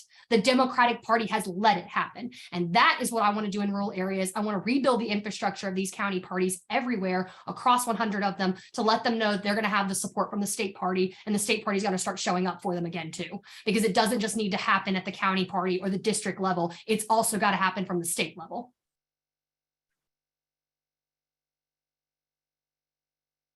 All right, thank you very much. Chair Richardson, your turn. Mute. I'm so eager to answer your questions till I just forget. I hear you. I know it is very important that we continue to invest in our communities across the state of North Carolina. We have 98 counties that are organized in North Carolina. And as the state party chair, I have worked with our team to help raise money and invest in our county parties to give them resources. Talking to voters is something we all need to do, including those who are on this call. And we need to remember that we did a year-round training program, because we realized that our volunteers who became party leaders have never done this many times before. And we felt it was very necessary to train them to be able to do the jobs that they do and do their jobs well. We also provided them with precinct handbooks and with a county chair's handbook. And we encourage everyone to read the plan of organization and read our platform. So we believe that we will continue to organize our precincts. We will work more diligently this time to help those counties who did not organize all of their precincts, because that is where our foundation is. But we do have 98 counties organized, and we will work on the other 2. And we also will make sure that when it comes time to get the vote out, that they also have the resources that we provide for them.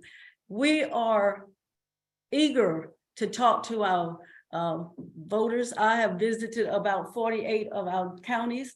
I cannot visit as many as I like because I've got to raise money. I've got to be in the office to handle some of the management of the office.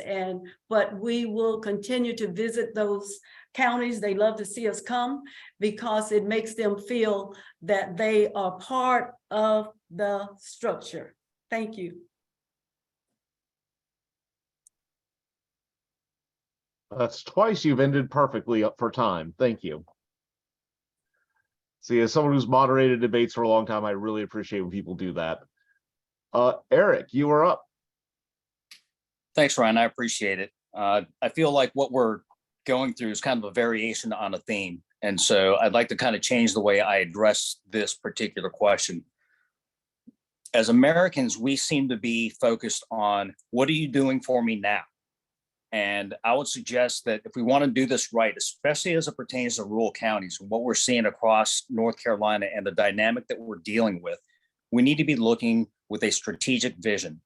What do we want to look like in 2030? So beginning with that end in mind, we need to then work backwards of what do we want to do in the 2024 cycle.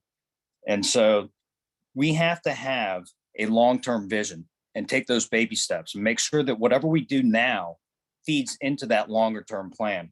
That's what has me primarily concerned about the focus of getting instantaneous results. When I look at the job of chairmanship and my point of trying to reorganize our party, my goal is to have a baseline reorganization accomplished over the next 4 years. We have to be looking at longer term strategies. Yeah, we have to have results now because that's important, especially for fundraising. I get that. But we have to have something longer term. And it looks like my screen has frozen up. So I'm hoping you all can still hear me at this point. But We can hear you. that's my main point. We need to be looking longer term and what we can accomplish in that time. Thank you.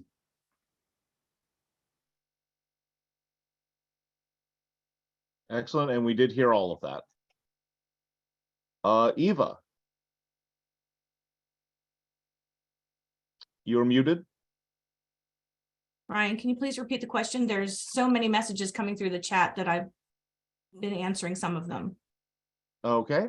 The question is, would you try and what have you done to resuscitate the party in rural communities in order to reduce the gap with Republican votes? And what would you do to build a 100-county infrastructure?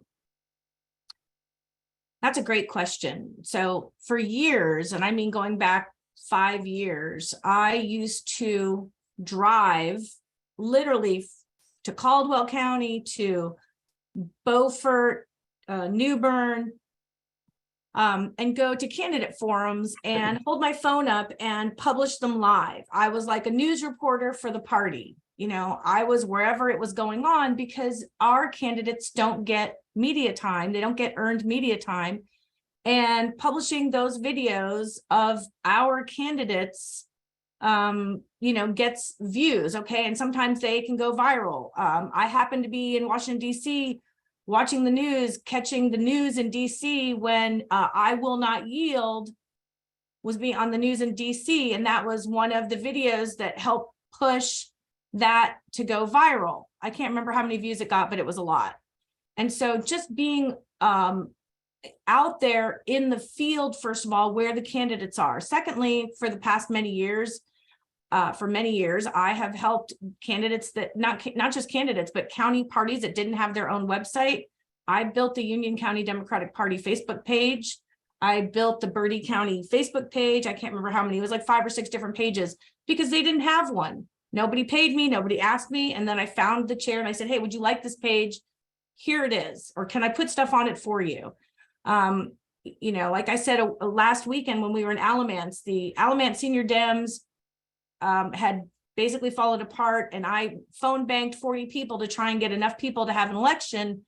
And it turned out that the guy that I had gotten elected was in the room that day, Peter Shea. So, I mean, I will get out there and do the work. I will do the work and help county parties do that working so that they can be productive. They need help. We are leaving too many county parties behind.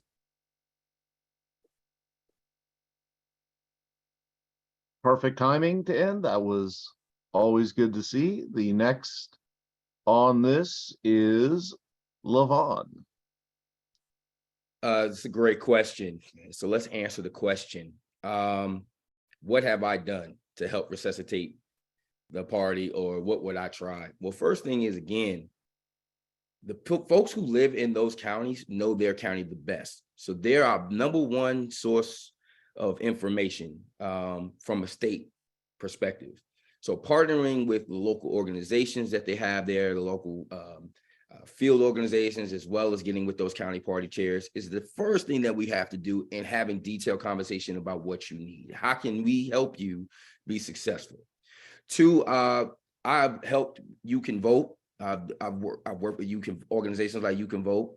Yeah, they're nonpartisan, but hey, at the end of the day, we've knocked on many doors to help register people to vote, to let people know that there's a vote happening, things like that. And I currently live in Alamance County. I come from Durham County, which is a unicorn in our party, which I love Durham, but Durham is not what the state looks like, right? So I live in Alamance County, and Alamance County right now is a prime county, just like I think Person is, that we need to be really investing in our candidates there and investing in that party local structure out there, because there are a lot of folks who are coming into North Carolina who are moving into those counties that agree with democratic values, but they don't have, and they may not know where they need to go, right? So working with those counties and making sure that they're marketing themselves, making sure that we have the right candidates, making sure that we support those candidates. If we can get one candidate on the Person County School Board or county commissioners or Alamance School Board or county commissioners in a red state, in a red county, that's a win for us. We gotta be in the arena for us to change what we want to see. And so those are the things that we have to do to reduce the gap. Thank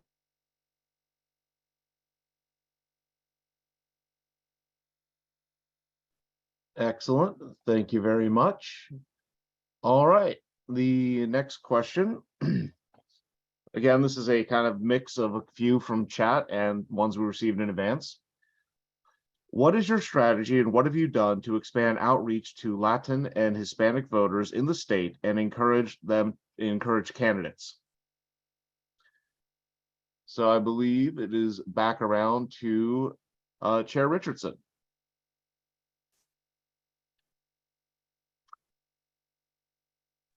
I don't have to keep up with your numbers, Ryan. But anyway, I am very glad to get this question because I remember my first Women of Color assignment when I became vice chair, and we did not have any Latinos or Hispanic members on there.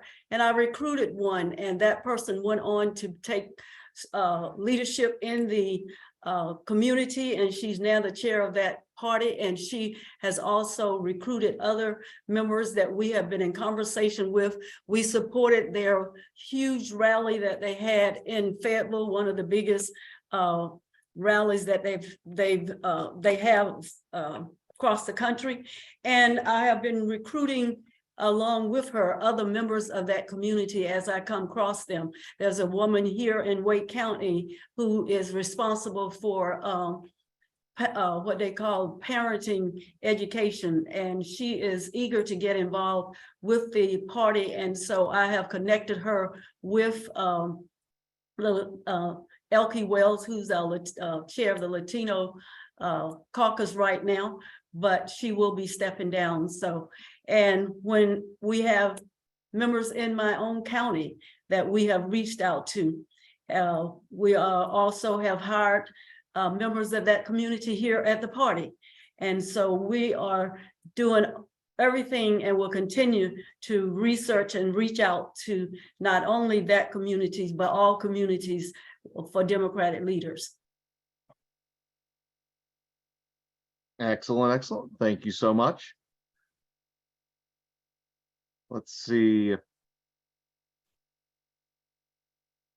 Oh. Yeah, see, I'm messing up now. I'm getting a little nervous. Eric, I believe you're up next.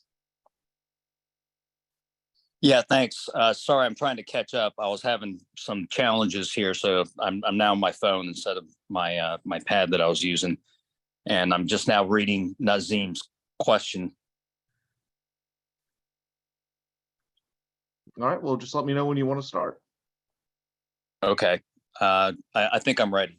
So what I'll say is that, yeah, the Latino community is absolutely imperative that we try to engage with them.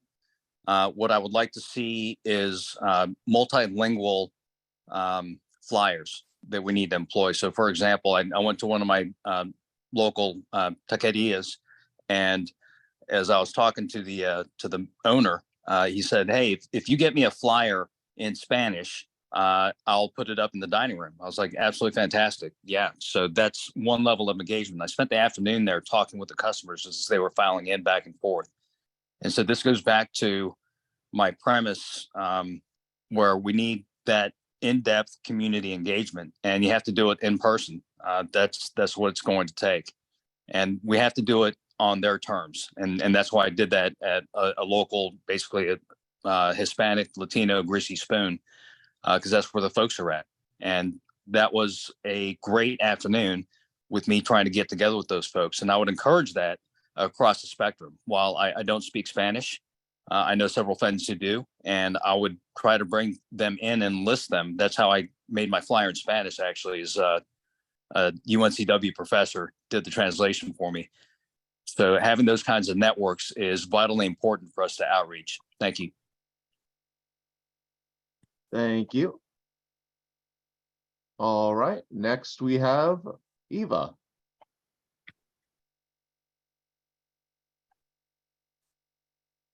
So for Latino outreach, I have a short and sweet answer. You know, Ricky Hurtado's is bilingual, and he got gerrymandered out. He is a free agent. He is incredibly smart, Morehead Kane scholar, talented, and he would make an excellent outreach person. I mean, I actually asked him if he would run again, no matter where the lines are drawn. That's what I said to him last Saturday. Please run again, no matter where the lines are drawn. So he could run for Congress because it doesn't matter where you live, you can run in a district, or he could be a fantastic outreach person for the party. There are a lot of people out there like that. Francisco Diaz and his wife, there are a lot of people that could help with that. Thanks. All right, thank you very much. Next up, we have Levon. Yeah, it's a great question. Just to follow up, you know, Ricky is a great friend of mine. And we actually grew up, trained in the political world together. And yeah, it's sad that we can only really mention one or two names, right? That is because there's no representation for the Latin and Hispanic communities in our legislatures, whether it's local, state, or federal. So, you know, part of it is, like Eric said, is diverse literature, making sure that we put our messaging out there to fit the needs of folks who do not speak English first.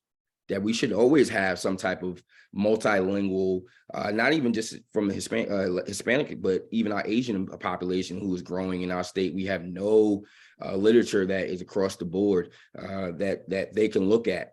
Two, supporting those candidates, pushing those candidates, raising those candidates. It starts with the youth. Why are we not pushing our youth to be more involved in politics in these areas? We need to listen. I think we do a lot of talking, not enough listening. So like Eric just said, going to the taquerias, going to the farmers markets, going to where I know that a lot of our brown, Hispanic, and Latinx folks are at, and listening to them and having representation to understand where are they at. How do they have trust in government? Because that's another thing. They have a lot of disassociation with trust with the government because of things that they see nationally. And as a teacher, I've seen that on the forefront. When Donald Trump got into office, I can tell you the very next day, we had the absentee rate for our Hispanic folks in our school was beyond 50% because they were afraid. So if we are able to get our messaging out there, if we're able to say, this is the party, the Big Ten party that you can trust, that is going to carry what you want, then we're going to get a lot more folks into the fold. All right, and last, I believe, is Anderson. Yeah, to talk a little bit about what Person County did this last year, we did print our literature in Spanish. We made sure that it was accessible to our Hispanic community in Person County, specifically for our sheriff's race, because we really wanted to, make sure that people understood that we understand that over-policing is happening in our predominantly Black and brown communities in Person County. And that's why we're running Keith Day for sheriff candidate for the first time, is trying to make sure that that community had representation.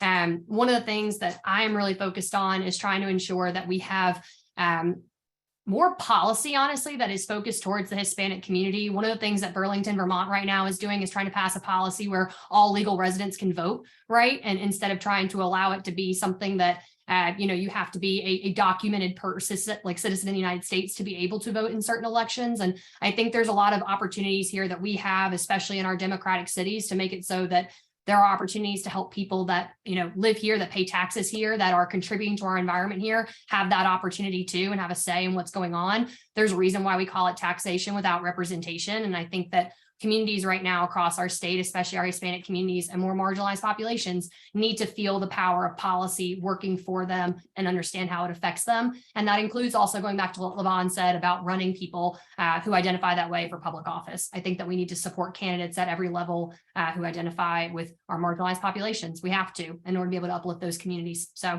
that's what I have. And what I would also like to say is that our state party website should also be able to be translated into Spanish right now, and it's not. And that's something that, I heard that from Sherry Beasley's campaign. I've heard that all over. There should be an opportunity for us to have that in multiple different languages too, and not just in Spanish. But I want to take the opportunity right now to say that to folks, because that's an opportunity for us to fix something right now just within this race. So thanks, y'all. All right, thank you. I believe that's on to the next question. I'm not skipping anyone, right? All right. This one kind of caught my eye. The state party chair has the responsibility of appointing chairs and at-large members to all of our state committees. These are things like the Resolutions and Platform Committee, the Plan of Organization Committee, very important offices. How will you choose appointees, and how will you make sure your appointees to those important positions will continue to make progress towards achieving the goals and upholding the values of the party? So again, it's given the power of the state chair to appoint people to chair and at-large members of state committees like Resolutions and Platform, Plan of Organization. I'm putting this in chat. How will you choose appointees and make sure that those appointees to those important positions will continue to make progress towards achieving our goals and upholding the values of our party? So I believe, Eric, you are up first. Fantastic. Thank you, Ryan. So a couple of things. One, I would want to have a committee help me select the appointees. We need a diverse committee. It needs to be sizable, but not obnoxiously large. But I would like to have input from multiple folks. I'd also like those committee members to be nominated from various factions. So for example, I'd like to see something from caucuses and from congressional districts, for example. Second part is talking about basic accountability. So that is something that is absolutely vital to military operations and my background of holding people accountable. What are you doing? How are you doing it? What are your results? And those need to be formed in regular reports, which I have not seen in the last 2 years. So having that having that transferred across the enterprise for what people are doing, what groups are doing, and what they're accomplishing needs to be shared across the enterprise. That way people can see where they may be able to help shore up gaps and or add more value to the processes. Thank you.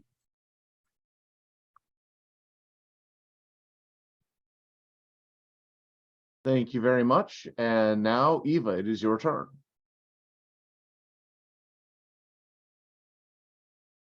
May you please repeat the question, Ryan? Of course. The form is actually going to be ending probably to answer a question. There'll be one more question after this, and then there'll be a time for closing statements from candidates. And if you all want to hang out and keep answering questions, I guess I can go get some more caffeine, but I'm happy to hold this open as long as all candidates are here. But it is for all candidates. The state party chair has the responsibility of appointing chairs and at-large members to all of our state committees. Think Resolutions and Platform, Plan of Organization. How will you choose your appointees, and how will you make sure your appointments to these important positions continue to make progress towards achieving your goals or our goals and upholding the values of our party? So again, that's an awesome question. Obviously 2 years ago I ran, and at that time there were, 3 at-large seats on the executive council, but it's more than that. I have spent the last 2 years trying to get people appointed from the senior Dems to the congressional district committees. And it takes, again, give and take. I want to build the caucuses. I want to do geographic coalitions centered on the congressional districts so that we can build, Wake has 2, which is half of Wake, and somewhere else you've got 17 counties, and somewhere else you've got 7 counties. And the only way to build the diversity across county lines are the caucuses. So the difference, I'm just going to be straight up with it. The difference between me and my competitors is that if I won, there is no question that I would ask Bobby to run for lieutenant governor. I would ask Eric to come on board. I would appoint Anderson as executive director, and I would let Levon pick what he wanted to do because we've been friends for a long time, and it's whatever he has time for as a new father. That's the difference between me and my competitors, is that I am actually inclusive. I know the people that have been pushing for things for years in the SEC, pushing for things for years from the AAC, and that's just who I am. If we want to build our party and be strong and diverse and intersectional and build coalitions that can wrap across the state, like the picture behind me, so we can leave no voter behind, then I'm your person, because I am not the status quo, and I am not one of the 2 people who has been in power while our party was unable to achieve this. But again, I would bring my competitors to the table, and that's how it would flow outward from there. Thank you.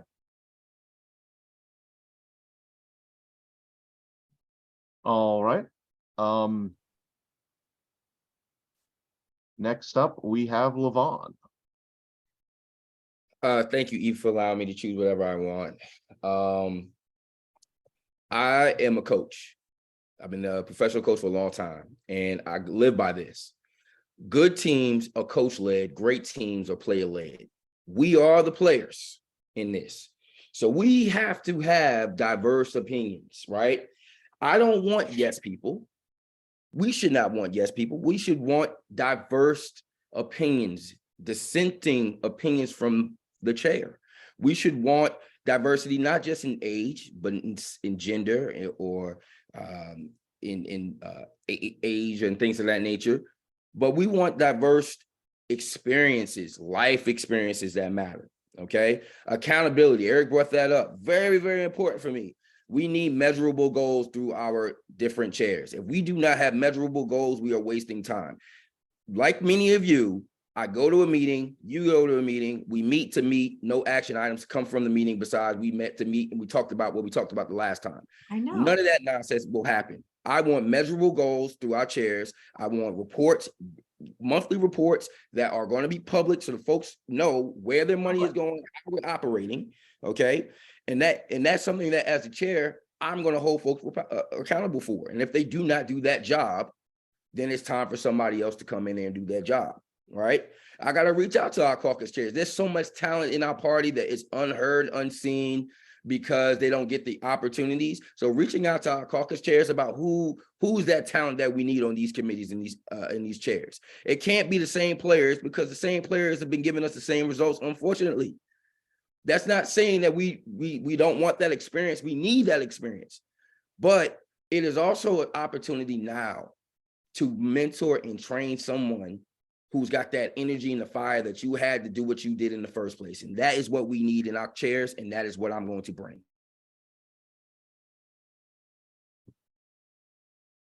All right. Next up is Chair Bobby Richardson. Thank you, Ryan. I have done this. I have appointed members to those committees. And what I have done, I have carefully looked at the makeup of each of those committees, and I have worked within the framework of trying to keep those committees as diverse as possible. It is very important that the chairs of the committee are knowledgeable of the platform and the plan of organization. So I try to make sure that the chairs have that responsibility. And we also have to appoint members to the board, county boards of elections, and there are about 400 applications that come in. And so sometimes I'll get, and we do stress that we want a diverse board of election. So when I get in an application and there is no diversity on it, I call up the chair and I have a conversation and see if we can work that out. And so sometimes people are recommended to me. Other times I know people for their work and therefore I go with that. And the chairs sometimes have names that they think would be good to work on there. So it's a process that should not take a lot of time because we're all members and we all believe in the plan of organization and our platform. And we also advise the chairs to do an orientation with the new members so that the new members, but if you're not reading your plan of organization and your platform, then that will show when you come to these committees to make decisions about a corrective action plan or to amend the plan of organization or to write, approve resolutions and platform issues. Thank you very much, Dr. Richardson. Thank you for being ready to go early. I skipped Anderson, and Anderson, I'm sorry I've tried to skip you twice today. That's okay. Don't worry about it. I really agree with what Levon and Eric have said about this question, to be honest with you. I think that each committee does need to have somebody in charge of it, honestly, who really cares about it and wants to be in that position. It's not just given to them because of an election, honestly, or something else. I think that I've had a lot of people throughout this process come up to me and say that they want to be here or they want to be there or whatnot. And I think for me, the main thing that I want to see is somebody that's actually passionate about doing the work and that's not trying to be a show horse in this, but is trying to be a workhorse for our party. I love the idea of having monthly reports, honestly, from committees. I think that there's a real obligation right now to let people feel invested in this party and understand what's going on in it behind the scenes. And that means for our caucuses and also our appointments and the processes that we go through. It's the same thing about how I feel with the folks that I would put on the executive committee, because I think those are people that need to have diverse opinions, but also need to be able to say, provide the institutional knowledge that I think we also need at the same time. So I really want to kind of balance that with me coming into this role as someone newer. I want to make sure that I do have institutional knowledge with me and behind me in this, because I think that's going to be really, really important. I want folks across our party to feel valued and their voices to feel like they matter in this. And so I'm excited to take on new opportunities and new ideas from people that have them in this party. I want to elevate those, which is why also I'm really excited about some of the things that Eric and Levon have said tonight. I'm writing them down and taking notes about how we can all have better ideas to improve this party and the functioning of it. So thanks, y'all. Well, that actually kind of got into the last question of the evening. One of the most important traits of any leader is to embrace ideas, methodologies, tactics, regardless of the source. Tonight, we've had a lot of ideas put out by a lot of people who are brilliant, amazing, dedicated public servants with years of experience. What ideas have you heard from your fellows tonight that you're going to take and put into action if you're elected? So I'm basically encouraging you to give credit to them when you do it, but to steal shamelessly any good idea you've heard. And I believe, Eva, you are up, and I will put that in chat now. But one moment so I can do this and start the timer on the right time. All right, when you're ready. I will steal shamelessly. I certainly appreciate the honor of being amongst all of the folks here. And I definitely heard a lot of inspiration tonight. I have to go back to what Levon said. A great coach coaches a player-led team. And I think if we can get to the place where the players, which are not just the people here tonight, but there are at least 600 people on the SEC, there are elected officials, hundreds of them. And if we can start allowing them to be seen and heard, which is one of the things that Anderson said, to be seen and heard. And again, certainly a circular leadership style from Eric or Colonel Terashima. A lot of things that we can do for each other that we need to be on the ground rolling at just as soon as we can. So again, I appreciate the opportunity to state for the record that I am a bold progressive Democrat. And when you are a progressive Democrat, you are typically on the outer edge of what people's ideas find acceptable, and there's usually pushback. And I have gotten pushback over the years, but I will not stop fighting to build caucuses, to lift people up, to empower people. The simplest act of letting a precinct officer have their turf information is the basic building block of the Democratic Party. And that's what you will get from me on day one. You will get empowerment. You will get empowerment and inspiration, and you will get the ability to have a message to anchor to, so that we can say that we have 90,000 tons of influence heading towards the GOP, and we are done with reactive rhetoric. Thank you so much.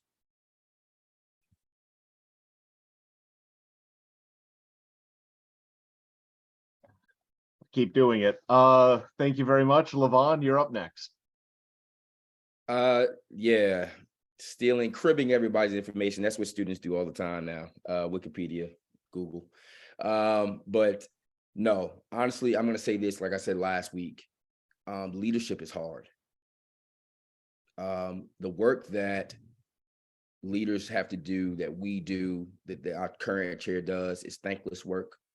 I want to publicly thank Dr. Richardson for all she does and all she has done for the party, because leadership is hard. Things I want to steal. Eric, I owe you a call, buddy. But middle management, I think that's critical. I think we have different levels of operation.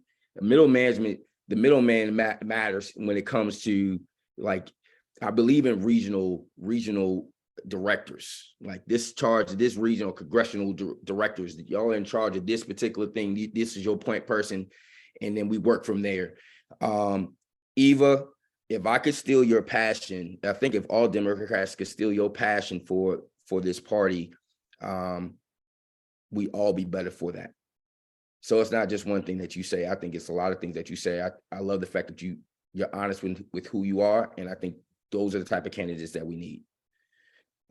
Dr. Richardson, the respect that I have for you, but being knowledgeable in matters when it comes to the planning organization, I think that's critical. If we do not know what our rules or our bylaws are, it's hard to do anything. We all have great ideas, but if they don't fall in line within what we have as a legislative body, it's hard to get it through. And in Anderson, we're the babies. You know, everything that you say about every county, regardless of where that urban or rural, that matters. And people want to be seen and be heard, and I appreciate you for representing that body as well.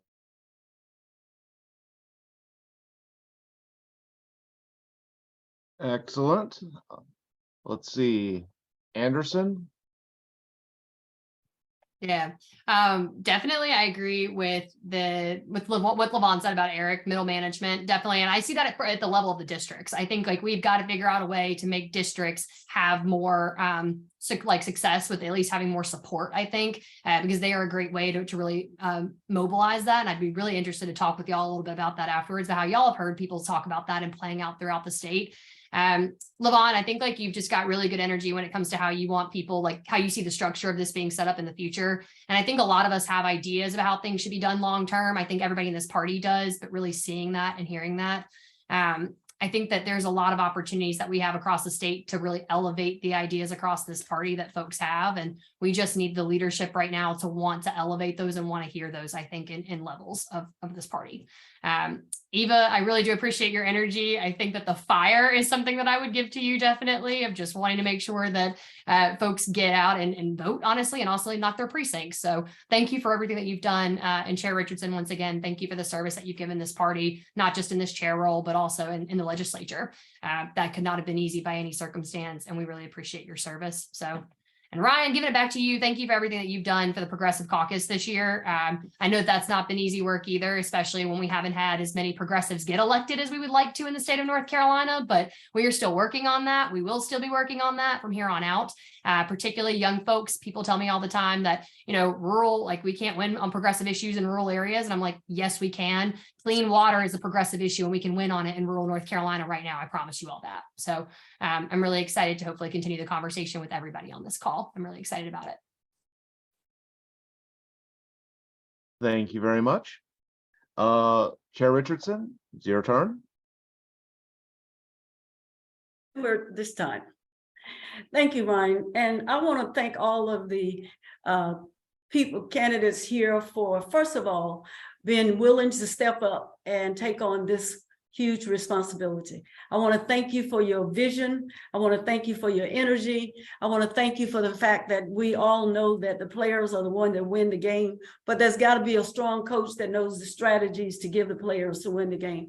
The fact that we are all cognizant of the fact that we got to get our age groups and our communities all out to vote, and we got a message better. So I think that the vision that I'm hearing here and the dedication that I'm hearing here, I want to commend you all. Some of you have already participated on the state committee level, and so have an insight into that, and that's a plus. But I definitely want us all to take away from here that we are governed by the plan of organization and our platform.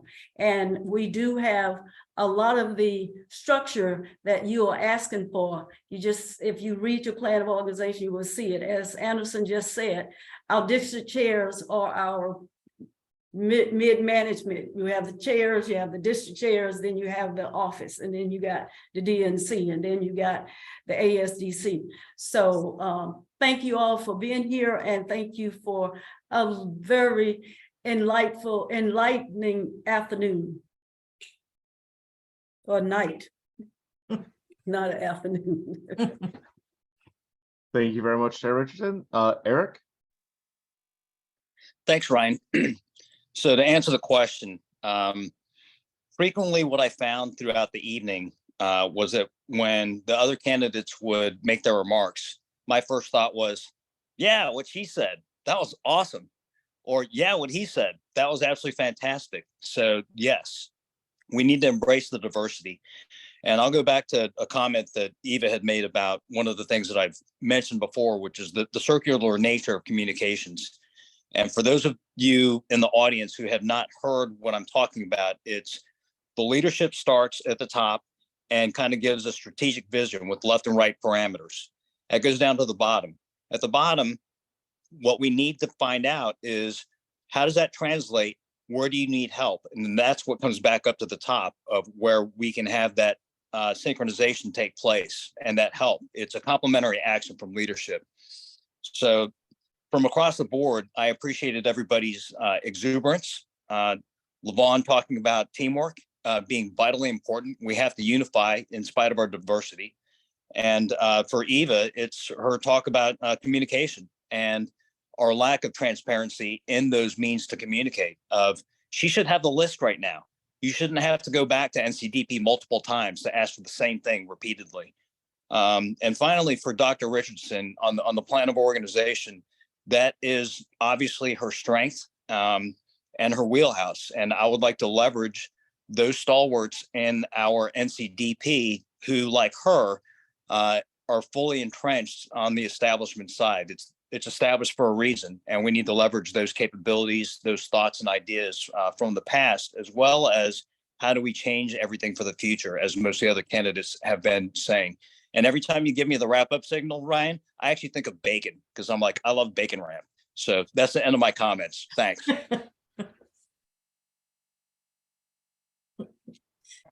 That, well played, well played. And I do love bacon too, obviously. So that concludes the questions. We've got 30 or 40 more questions. I'm sorry if I couldn't get to everyone. Rest assured, I will send your questions out to the candidates, and if they want to answer them and send them out to the SEC list, cool. I will do my best to kind of combine the ones so that you don't get 10 questions on the same thing. And now it is time for closing statements. Let's see, the order we'll be going in will be LaVon, Anderson, Bobby, Eric, and then Eva, and you will have 5 minutes. So LaVon, when you're ready. Again, I want to thank the Progressive Caucus, in which I am the second vice chair of the state party. I failed to mention that because I didn't want anybody to think anything different, but I believe in progressive values. However, as the state chair, I just believe in progress. And I want to see progress within this within this party. We have all the tools, we have all the people of what we need. I want to thank everybody that has been listening. I think we capped at maybe 195 people, 198 people. That's awesome. That's awesome because those 198 people, hopefully they're going to tell 198 people, and they're going to tell 198 people, and they're going to tell 198 people, and that's how we grow. And I believe in the fact that you need to have a leader who encompasses your ideals, that is humble, that is compassionate and passionate about the issues that you care about, one who's not afraid to step into the fire, one that's also not afraid to receive the fire. Because part of leadership that we fail to realize is we're not going to make everybody happy. And there's always going to be somebody that's going to be disappointed or upset with the decision that we ultimately make. I understand that, and I've accepted that throughout my entire life as a leader. So your dissension, your opinions matter to me just as much as those who agree with a lot of what I'm going to say. My 18 years of experience in education has prepared me for these moments. My 18 years of experience in coaching has prepared me for these moments. I did not go to school for politics. I got into politics for one reason only. I felt that my voice was not being heard. And the only way that I knew that I could do that is by stepping into the arena. And there are many of you that are like that. There are many of you who, yeah, you live and breathe this stuff, but your friends don't. And I don't want everybody to necessarily live and breathe this stuff because it's tiring work. But if we can get folks to be a part of our team that are going to be consistent, that are going to be passionate, that are going to be willing to walk through a wall for the party, that's what we need. When you go to your next county exec meeting, whether it's on Zoom or other in person, if you're not bringing one new person into the fold, you need to think about that. Can I bring somebody new? The great thing about the forum that we had last time in person, I saw, I think it was Dr. Kimberly Hardy's son there. And he's all of 15 years old. Now, maybe mama forced him to go, but at the end of the day, he was there. He was in the building. We need more of that. We need more representation. We need more representation, whether it's in our local school boards, our local city councils, county commissioners, in our state, in our federal offices. We definitely need an executive director, and that'd be one of the first things that we do and hire whoever wins. We need an executive director who understands that. We need an executive director who's going to be transparent. You know, as the chair, yeah, you know, I'm the voice, but at the end of the day, the folks who are on the precinct level, y'all matter the most to me. There's no vision that any of us as chairs can have if the folks on the ground that are doing the work every single day don't believe in it, don't buy into it. And so I'm running and I'm asking for your vote simply because I feel as though we need to inject a new vision. And that's across the board. And now whether or not that's going to be, I'm only serving for 2 years, then that's fine.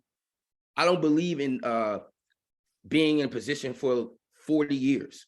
I don't believe in that. I believe in, hey, can I leave it better than how I found it? And that is why I'm running. I want to leave it better for my daughter, for your children, for your friends, for your neighbors, better than what it is now. We are running a playbook that has to be revamped, re-energized, because right now the right is kicking out behind left and right, and they don't care about it. They don't care about our feelings, and they're going to do everything in their power to restrict what women do with their bodies, how our education system is, how one can vote. So we got to have somebody who say, hey, not on my watch. We are going to stand up to that. And I got all of you standing with me, because we're not going to let anybody or anything take us away from our democratic values. And so I ask you, if you're an SEC member, to consider me for your chair. And if you're on this call and you're with somebody who is an SEC member, ask them to vote for me. Thanks.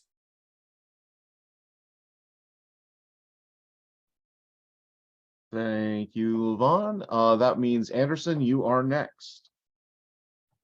Yeah. Thank you so much, everybody, tonight for joining us. And also, I just want to say thank you for the work that you've done across the state in the last 2 years. I know it has been exhausting, particularly if you are in our rural areas. For me, I think one of the biggest things, and especially about this night, that I wanted everybody to take away from is that what I said when I got on the call at the beginning: you can't organize who you don't love. And I hope that I've shown throughout the last 3.5 weeks and more than that to come, of traveling across the state, of trying to reach every single SEC member, of trying to talk to anybody in this party who would talk to me and tell me what they thought about the future of it and what it should look like and what it should become, that I've taken that, I've listened to that. I've been energized by that, honestly, because a lot of us have the same vision and platform going forward about what the future of it can be and what it should be. And I think there's a true opportunity for us to change the direction of this party so that we can take back our General Assembly and we can be involved with redistricting in 2030 and have a seat at the table for what it really comes to make people's lives better in this state. The Democratic Party has a strong message right now, and especially when we're looking at the fact that we are a people's party, but we need to act like it. And we need to run candidates who have that vision and that mission and want to help people honestly understand what they can do in their communities to get active right now and to be engaged with the issues that are going on at the local level. We need people that know how to go to their city councils and county commissions and ask about the federal money that's being invested to our communities right now, because that money is single-handedly helping decide the future of them. And that is what I am depicting, like why I want to become state party chair and why I'm passionate about running in this race, is because I really want to be the person to deliver that message in rural North Carolina and urban North Carolina and everywhere in between, because I know that I can. I believe that I have the energy. I'm willing to give it to this party for the next 2 years. I want to be a workhorse for you all, because I understand that anybody that's taking on this job knows that and has to, because that's what this is. It's not going to be a extremely wonderful position, I think, over the next 2 years. And I credit Chair Richardson for doing it over the last 2, because I know it has not been easy for her either.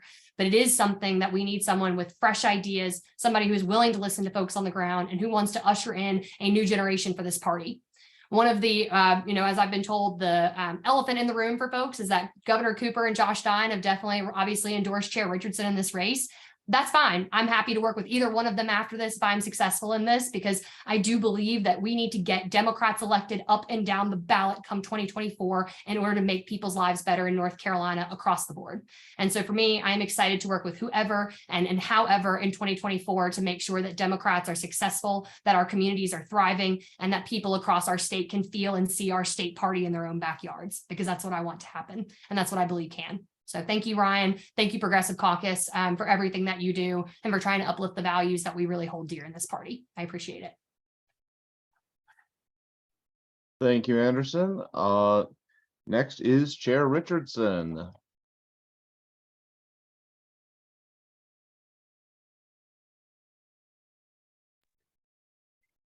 Thank you, Ryan, and the Progressive Caucus, and all of you for joining us this evening. And I also want to thank all the candidates running, because it is not an easy job.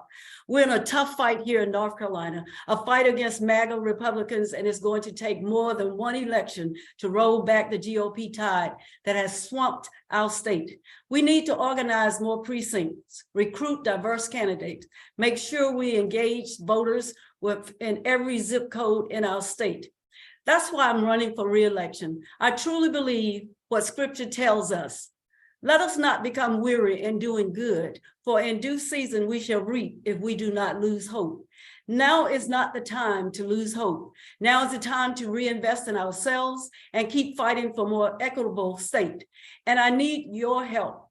If every precinct had performed just 1% better in 2022, we would have had an additional 26,000 votes, enough to change outcomes across our state from school boards to the Supreme Court. Only you know what is working in your specific counties. So please don't let anyone ever tell you that your precinct in your corner of the state can't bring home a win for Democrats, because it most certainly can. Only when we work together, urban, suburban, and rural, can we hit our benchmarks and put Democrats over the ticket. I hope you'll join me in this fight. In the coming days, I will be reaching out to you and letting you know more about the continued vision for a stronger North Carolina Democratic Party and announcing some exciting updates about my campaign for re-election. I believe we need to build on our strengths and strategy and strategically plan to build a coalition that will help us get the job done. This is how we will continue to fight for a state that includes everyone. Friends, please reach out to me if you have questions or if you would like to talk about anything. My door is always open, including my door here at the headquarters. Thank you, and I've asked for your vote for re-election as chair of the State Democratic Party. Thank you, Chair Richardson. Eric, you're up. Thanks, Ryan. I appreciate it. Excuse me. Thank you all, everybody, for being online tonight, for dedicating your time, your efforts. I know that this is just a small sliver of your dedication to our party and what we want to do, but nonetheless, I appreciate everybody participating and for the Progressive Caucus putting this on. One of the things I contemplated was, why am I even here? And I think I want to share this with you all. Our democracy is at risk. When I saw January 6th happen, the events leading up to it and in the aftermath, I have been absolutely disgusted at the state of our democracy. Then I retired, and me being an introvert, I could have easily been a recluse. That's what I wanted to do. Just go golf and fish and hang out in my house and just be part of me, be introspective. But no, I felt compelled to get involved. That's the message that we need to take out to the public. Get involved, everybody. We need all of you. We need you to participate. And to that end, leadership matters. Leadership that listens matters. So let me share with you something. When I first had my initial meeting with a couple of folks to discuss the possibility of my candidacy to be the NCDP chair, the meeting went on for about 40, 45 minutes before one of the participants said, wait a minute, I want to hear from Eric. Well, that's what listening means. And that's what I explained to him. I was in a meeting with two other folks with decades of experience in the party. I needed to listen and learn and understand, and then take that to heart and then make that part of me and what I want to bring as a leader for the party. The next part is organization. Yeah, we have U.S. congressional districts, but what I haven't seen are, what are their procedures? What reports are they providing? What value are they adding to the process as middle management? I haven't seen it. If it exists, I'd like to find out where that is, and we need to replicate that across the board. The last part is communication. We have to resolve our internal communication problems. That means we need to share the information. It needs to be readily accessible database where everybody can get to it, and then we can have those cross communications. Without that, we're going to continue to fail to get our message out to the voters, which is get involved. We need you. We need all of us to participate. That's what our message needs to be. I really would appreciate your consideration to be the next chair of the North Carolina Democratic Party. Thank you. All right. Thank you, Eric. And closing us out is Eva. Thanks, Ryan. And thanks again to the 146 people who, are here till 9 o'clock at night. So again, 5 minutes and I'm going to go full progressive on you right now. Okay. First of all, if we all had a phone bank right now, we could be calling California if we wanted to, because they're 3 hours earlier. A lot of people have been doing double Zooms, over the past 2 to 3 years. You get to the point where you can actually do 2 Zooms at the same time. When you mute your video, right? Are you really in the room? So I have a big problem with people who have their video muted when they're doing SEC business, because I feel like they're not present. I want the SEC to be fully present. Okay. The fact that our chat gets muted, it's been muted for the last couple SECs, or the chat is muted. There's no hallway area to go chit chat. There's no way to build coalitions. I miss all of that. So in a bold, progressive way that follows up on what Levon said, if we don't have a phone bank all the time to do pretty much every day, where you could just call 10 people just call 10 people. And the D trip had they had a knock 10 app, which was a minivan app that you just, if you were vetted to have minivan, you could open minivan on your phone. It had nothing to do with the Democratic Party of North Carolina. It was the D trip. And you could find the nearest 10 Democratic doors to wherever you were. That was 2018, I think. It might have been 2020, but I think it was 2018. And so why don't we have that? Why can't we just knock our 10 nearest Democratic doors? You know, the meetings to have meetings, you know, if you elect me as chair, I promise you, you will have a fun convention. First of all, democracy should be exciting. You know, we need balloons. I mean, we literally need to put the joy back in democracy. We need to bring people to the game and put on a great show. And I don't mean show boating or show horsing. I mean, run of show when it, you know, and again, to be totally progressive, I believe that as a party, within 5 days of candidates filing to run for office, when the filing period closes, we should be on it, reaching out to those candidates, pulling them in within like 24 hours, which is what I like to do. I'll be like, hey, I saw your filing. My name's Eva Lee. Do you have a Facebook page? And I just call people and help them all over the state. That could be centralized to where we are bringing people in and helping them using, again, the candidate manual that I got from the Bold Progressive Change Committee that both Levon and I have, and at least 47 other people in North Carolina have that committee. I mean, have the campaign handbook.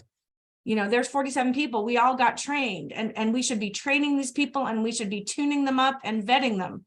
And so if you start with the idea that we can reverse engineer from election day back, and if you engineer the fact that you can build your candidate profiles before something called Civic Engine. Even when Civic Engine came up, I was like, I called Sherry Beasley, Sherry, they do not have a nice picture of you. Where do these pictures come from? You know, and Civic Engine is something that the party paid for 2 years ago. It is unpleasant. And we can own this information and push the message, push the hashtags. I'm not saying top down. I mean, the hashtag inspiration can come from the bottom up, from everywhere to the middle. I mean, there is no bottom and top. The point is, we are going to have between 1,500 and 2,500 candidates in the next election cycle. I don't want to hear from one of them, which I heard at last week's forum. I'm not allowed to have data until after the primary. That is just baloney, because other people are selling the data, and you can download the data for free from the Board of Elections. And it's utterly absurd that we are not empowering candidates to go knock doors right away, right? Are they gonna have ethical use of the data? I mean, Vote Builder, you can turn the emails on and off, you can turn the phone numbers on and off, but just cut the turfs. So again, I'm a bold progressive Democrat. If you elect me as chair, I will empower the precinct officers immediately to have the turfs in their precinct so they can start knocking doors. And when the candidates come on board, I will welcome them with open arms.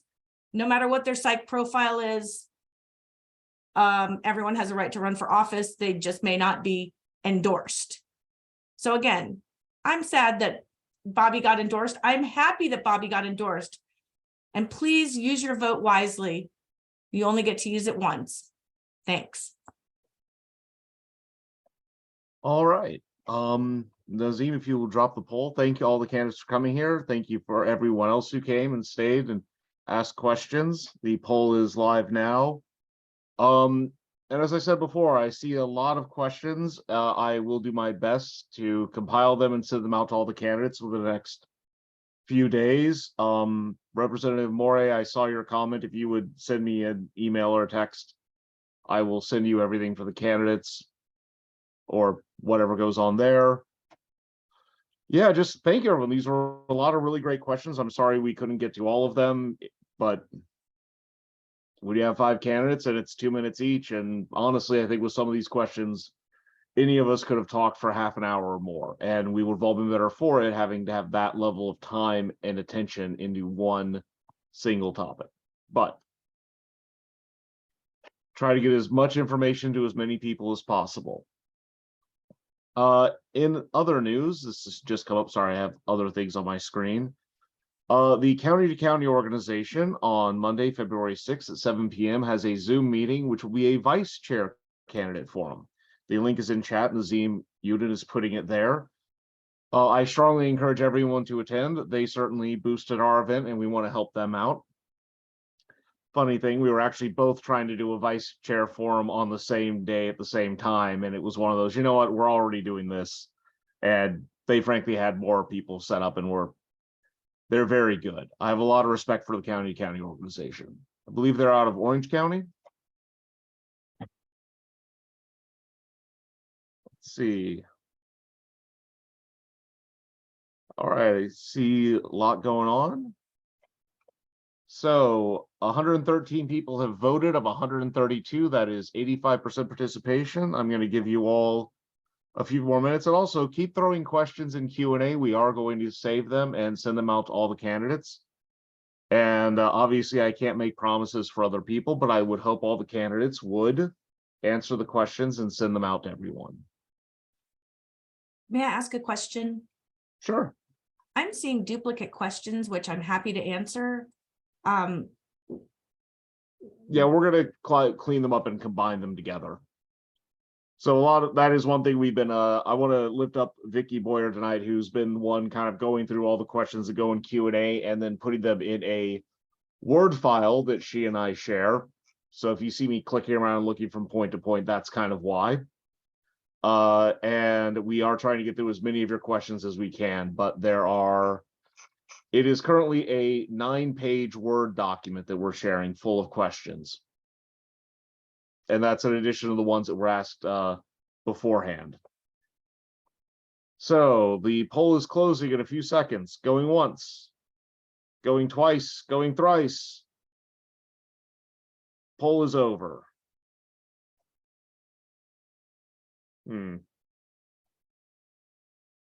So, thank you all very much for your participation. Thank you everyone for attending. I think this has been a great time and a lot of fun. It's something I think the Progressive Caucus is going to do in the future, is just hosting these forums and just facilitating communication between people in the party. This has been recorded. We will be putting it up on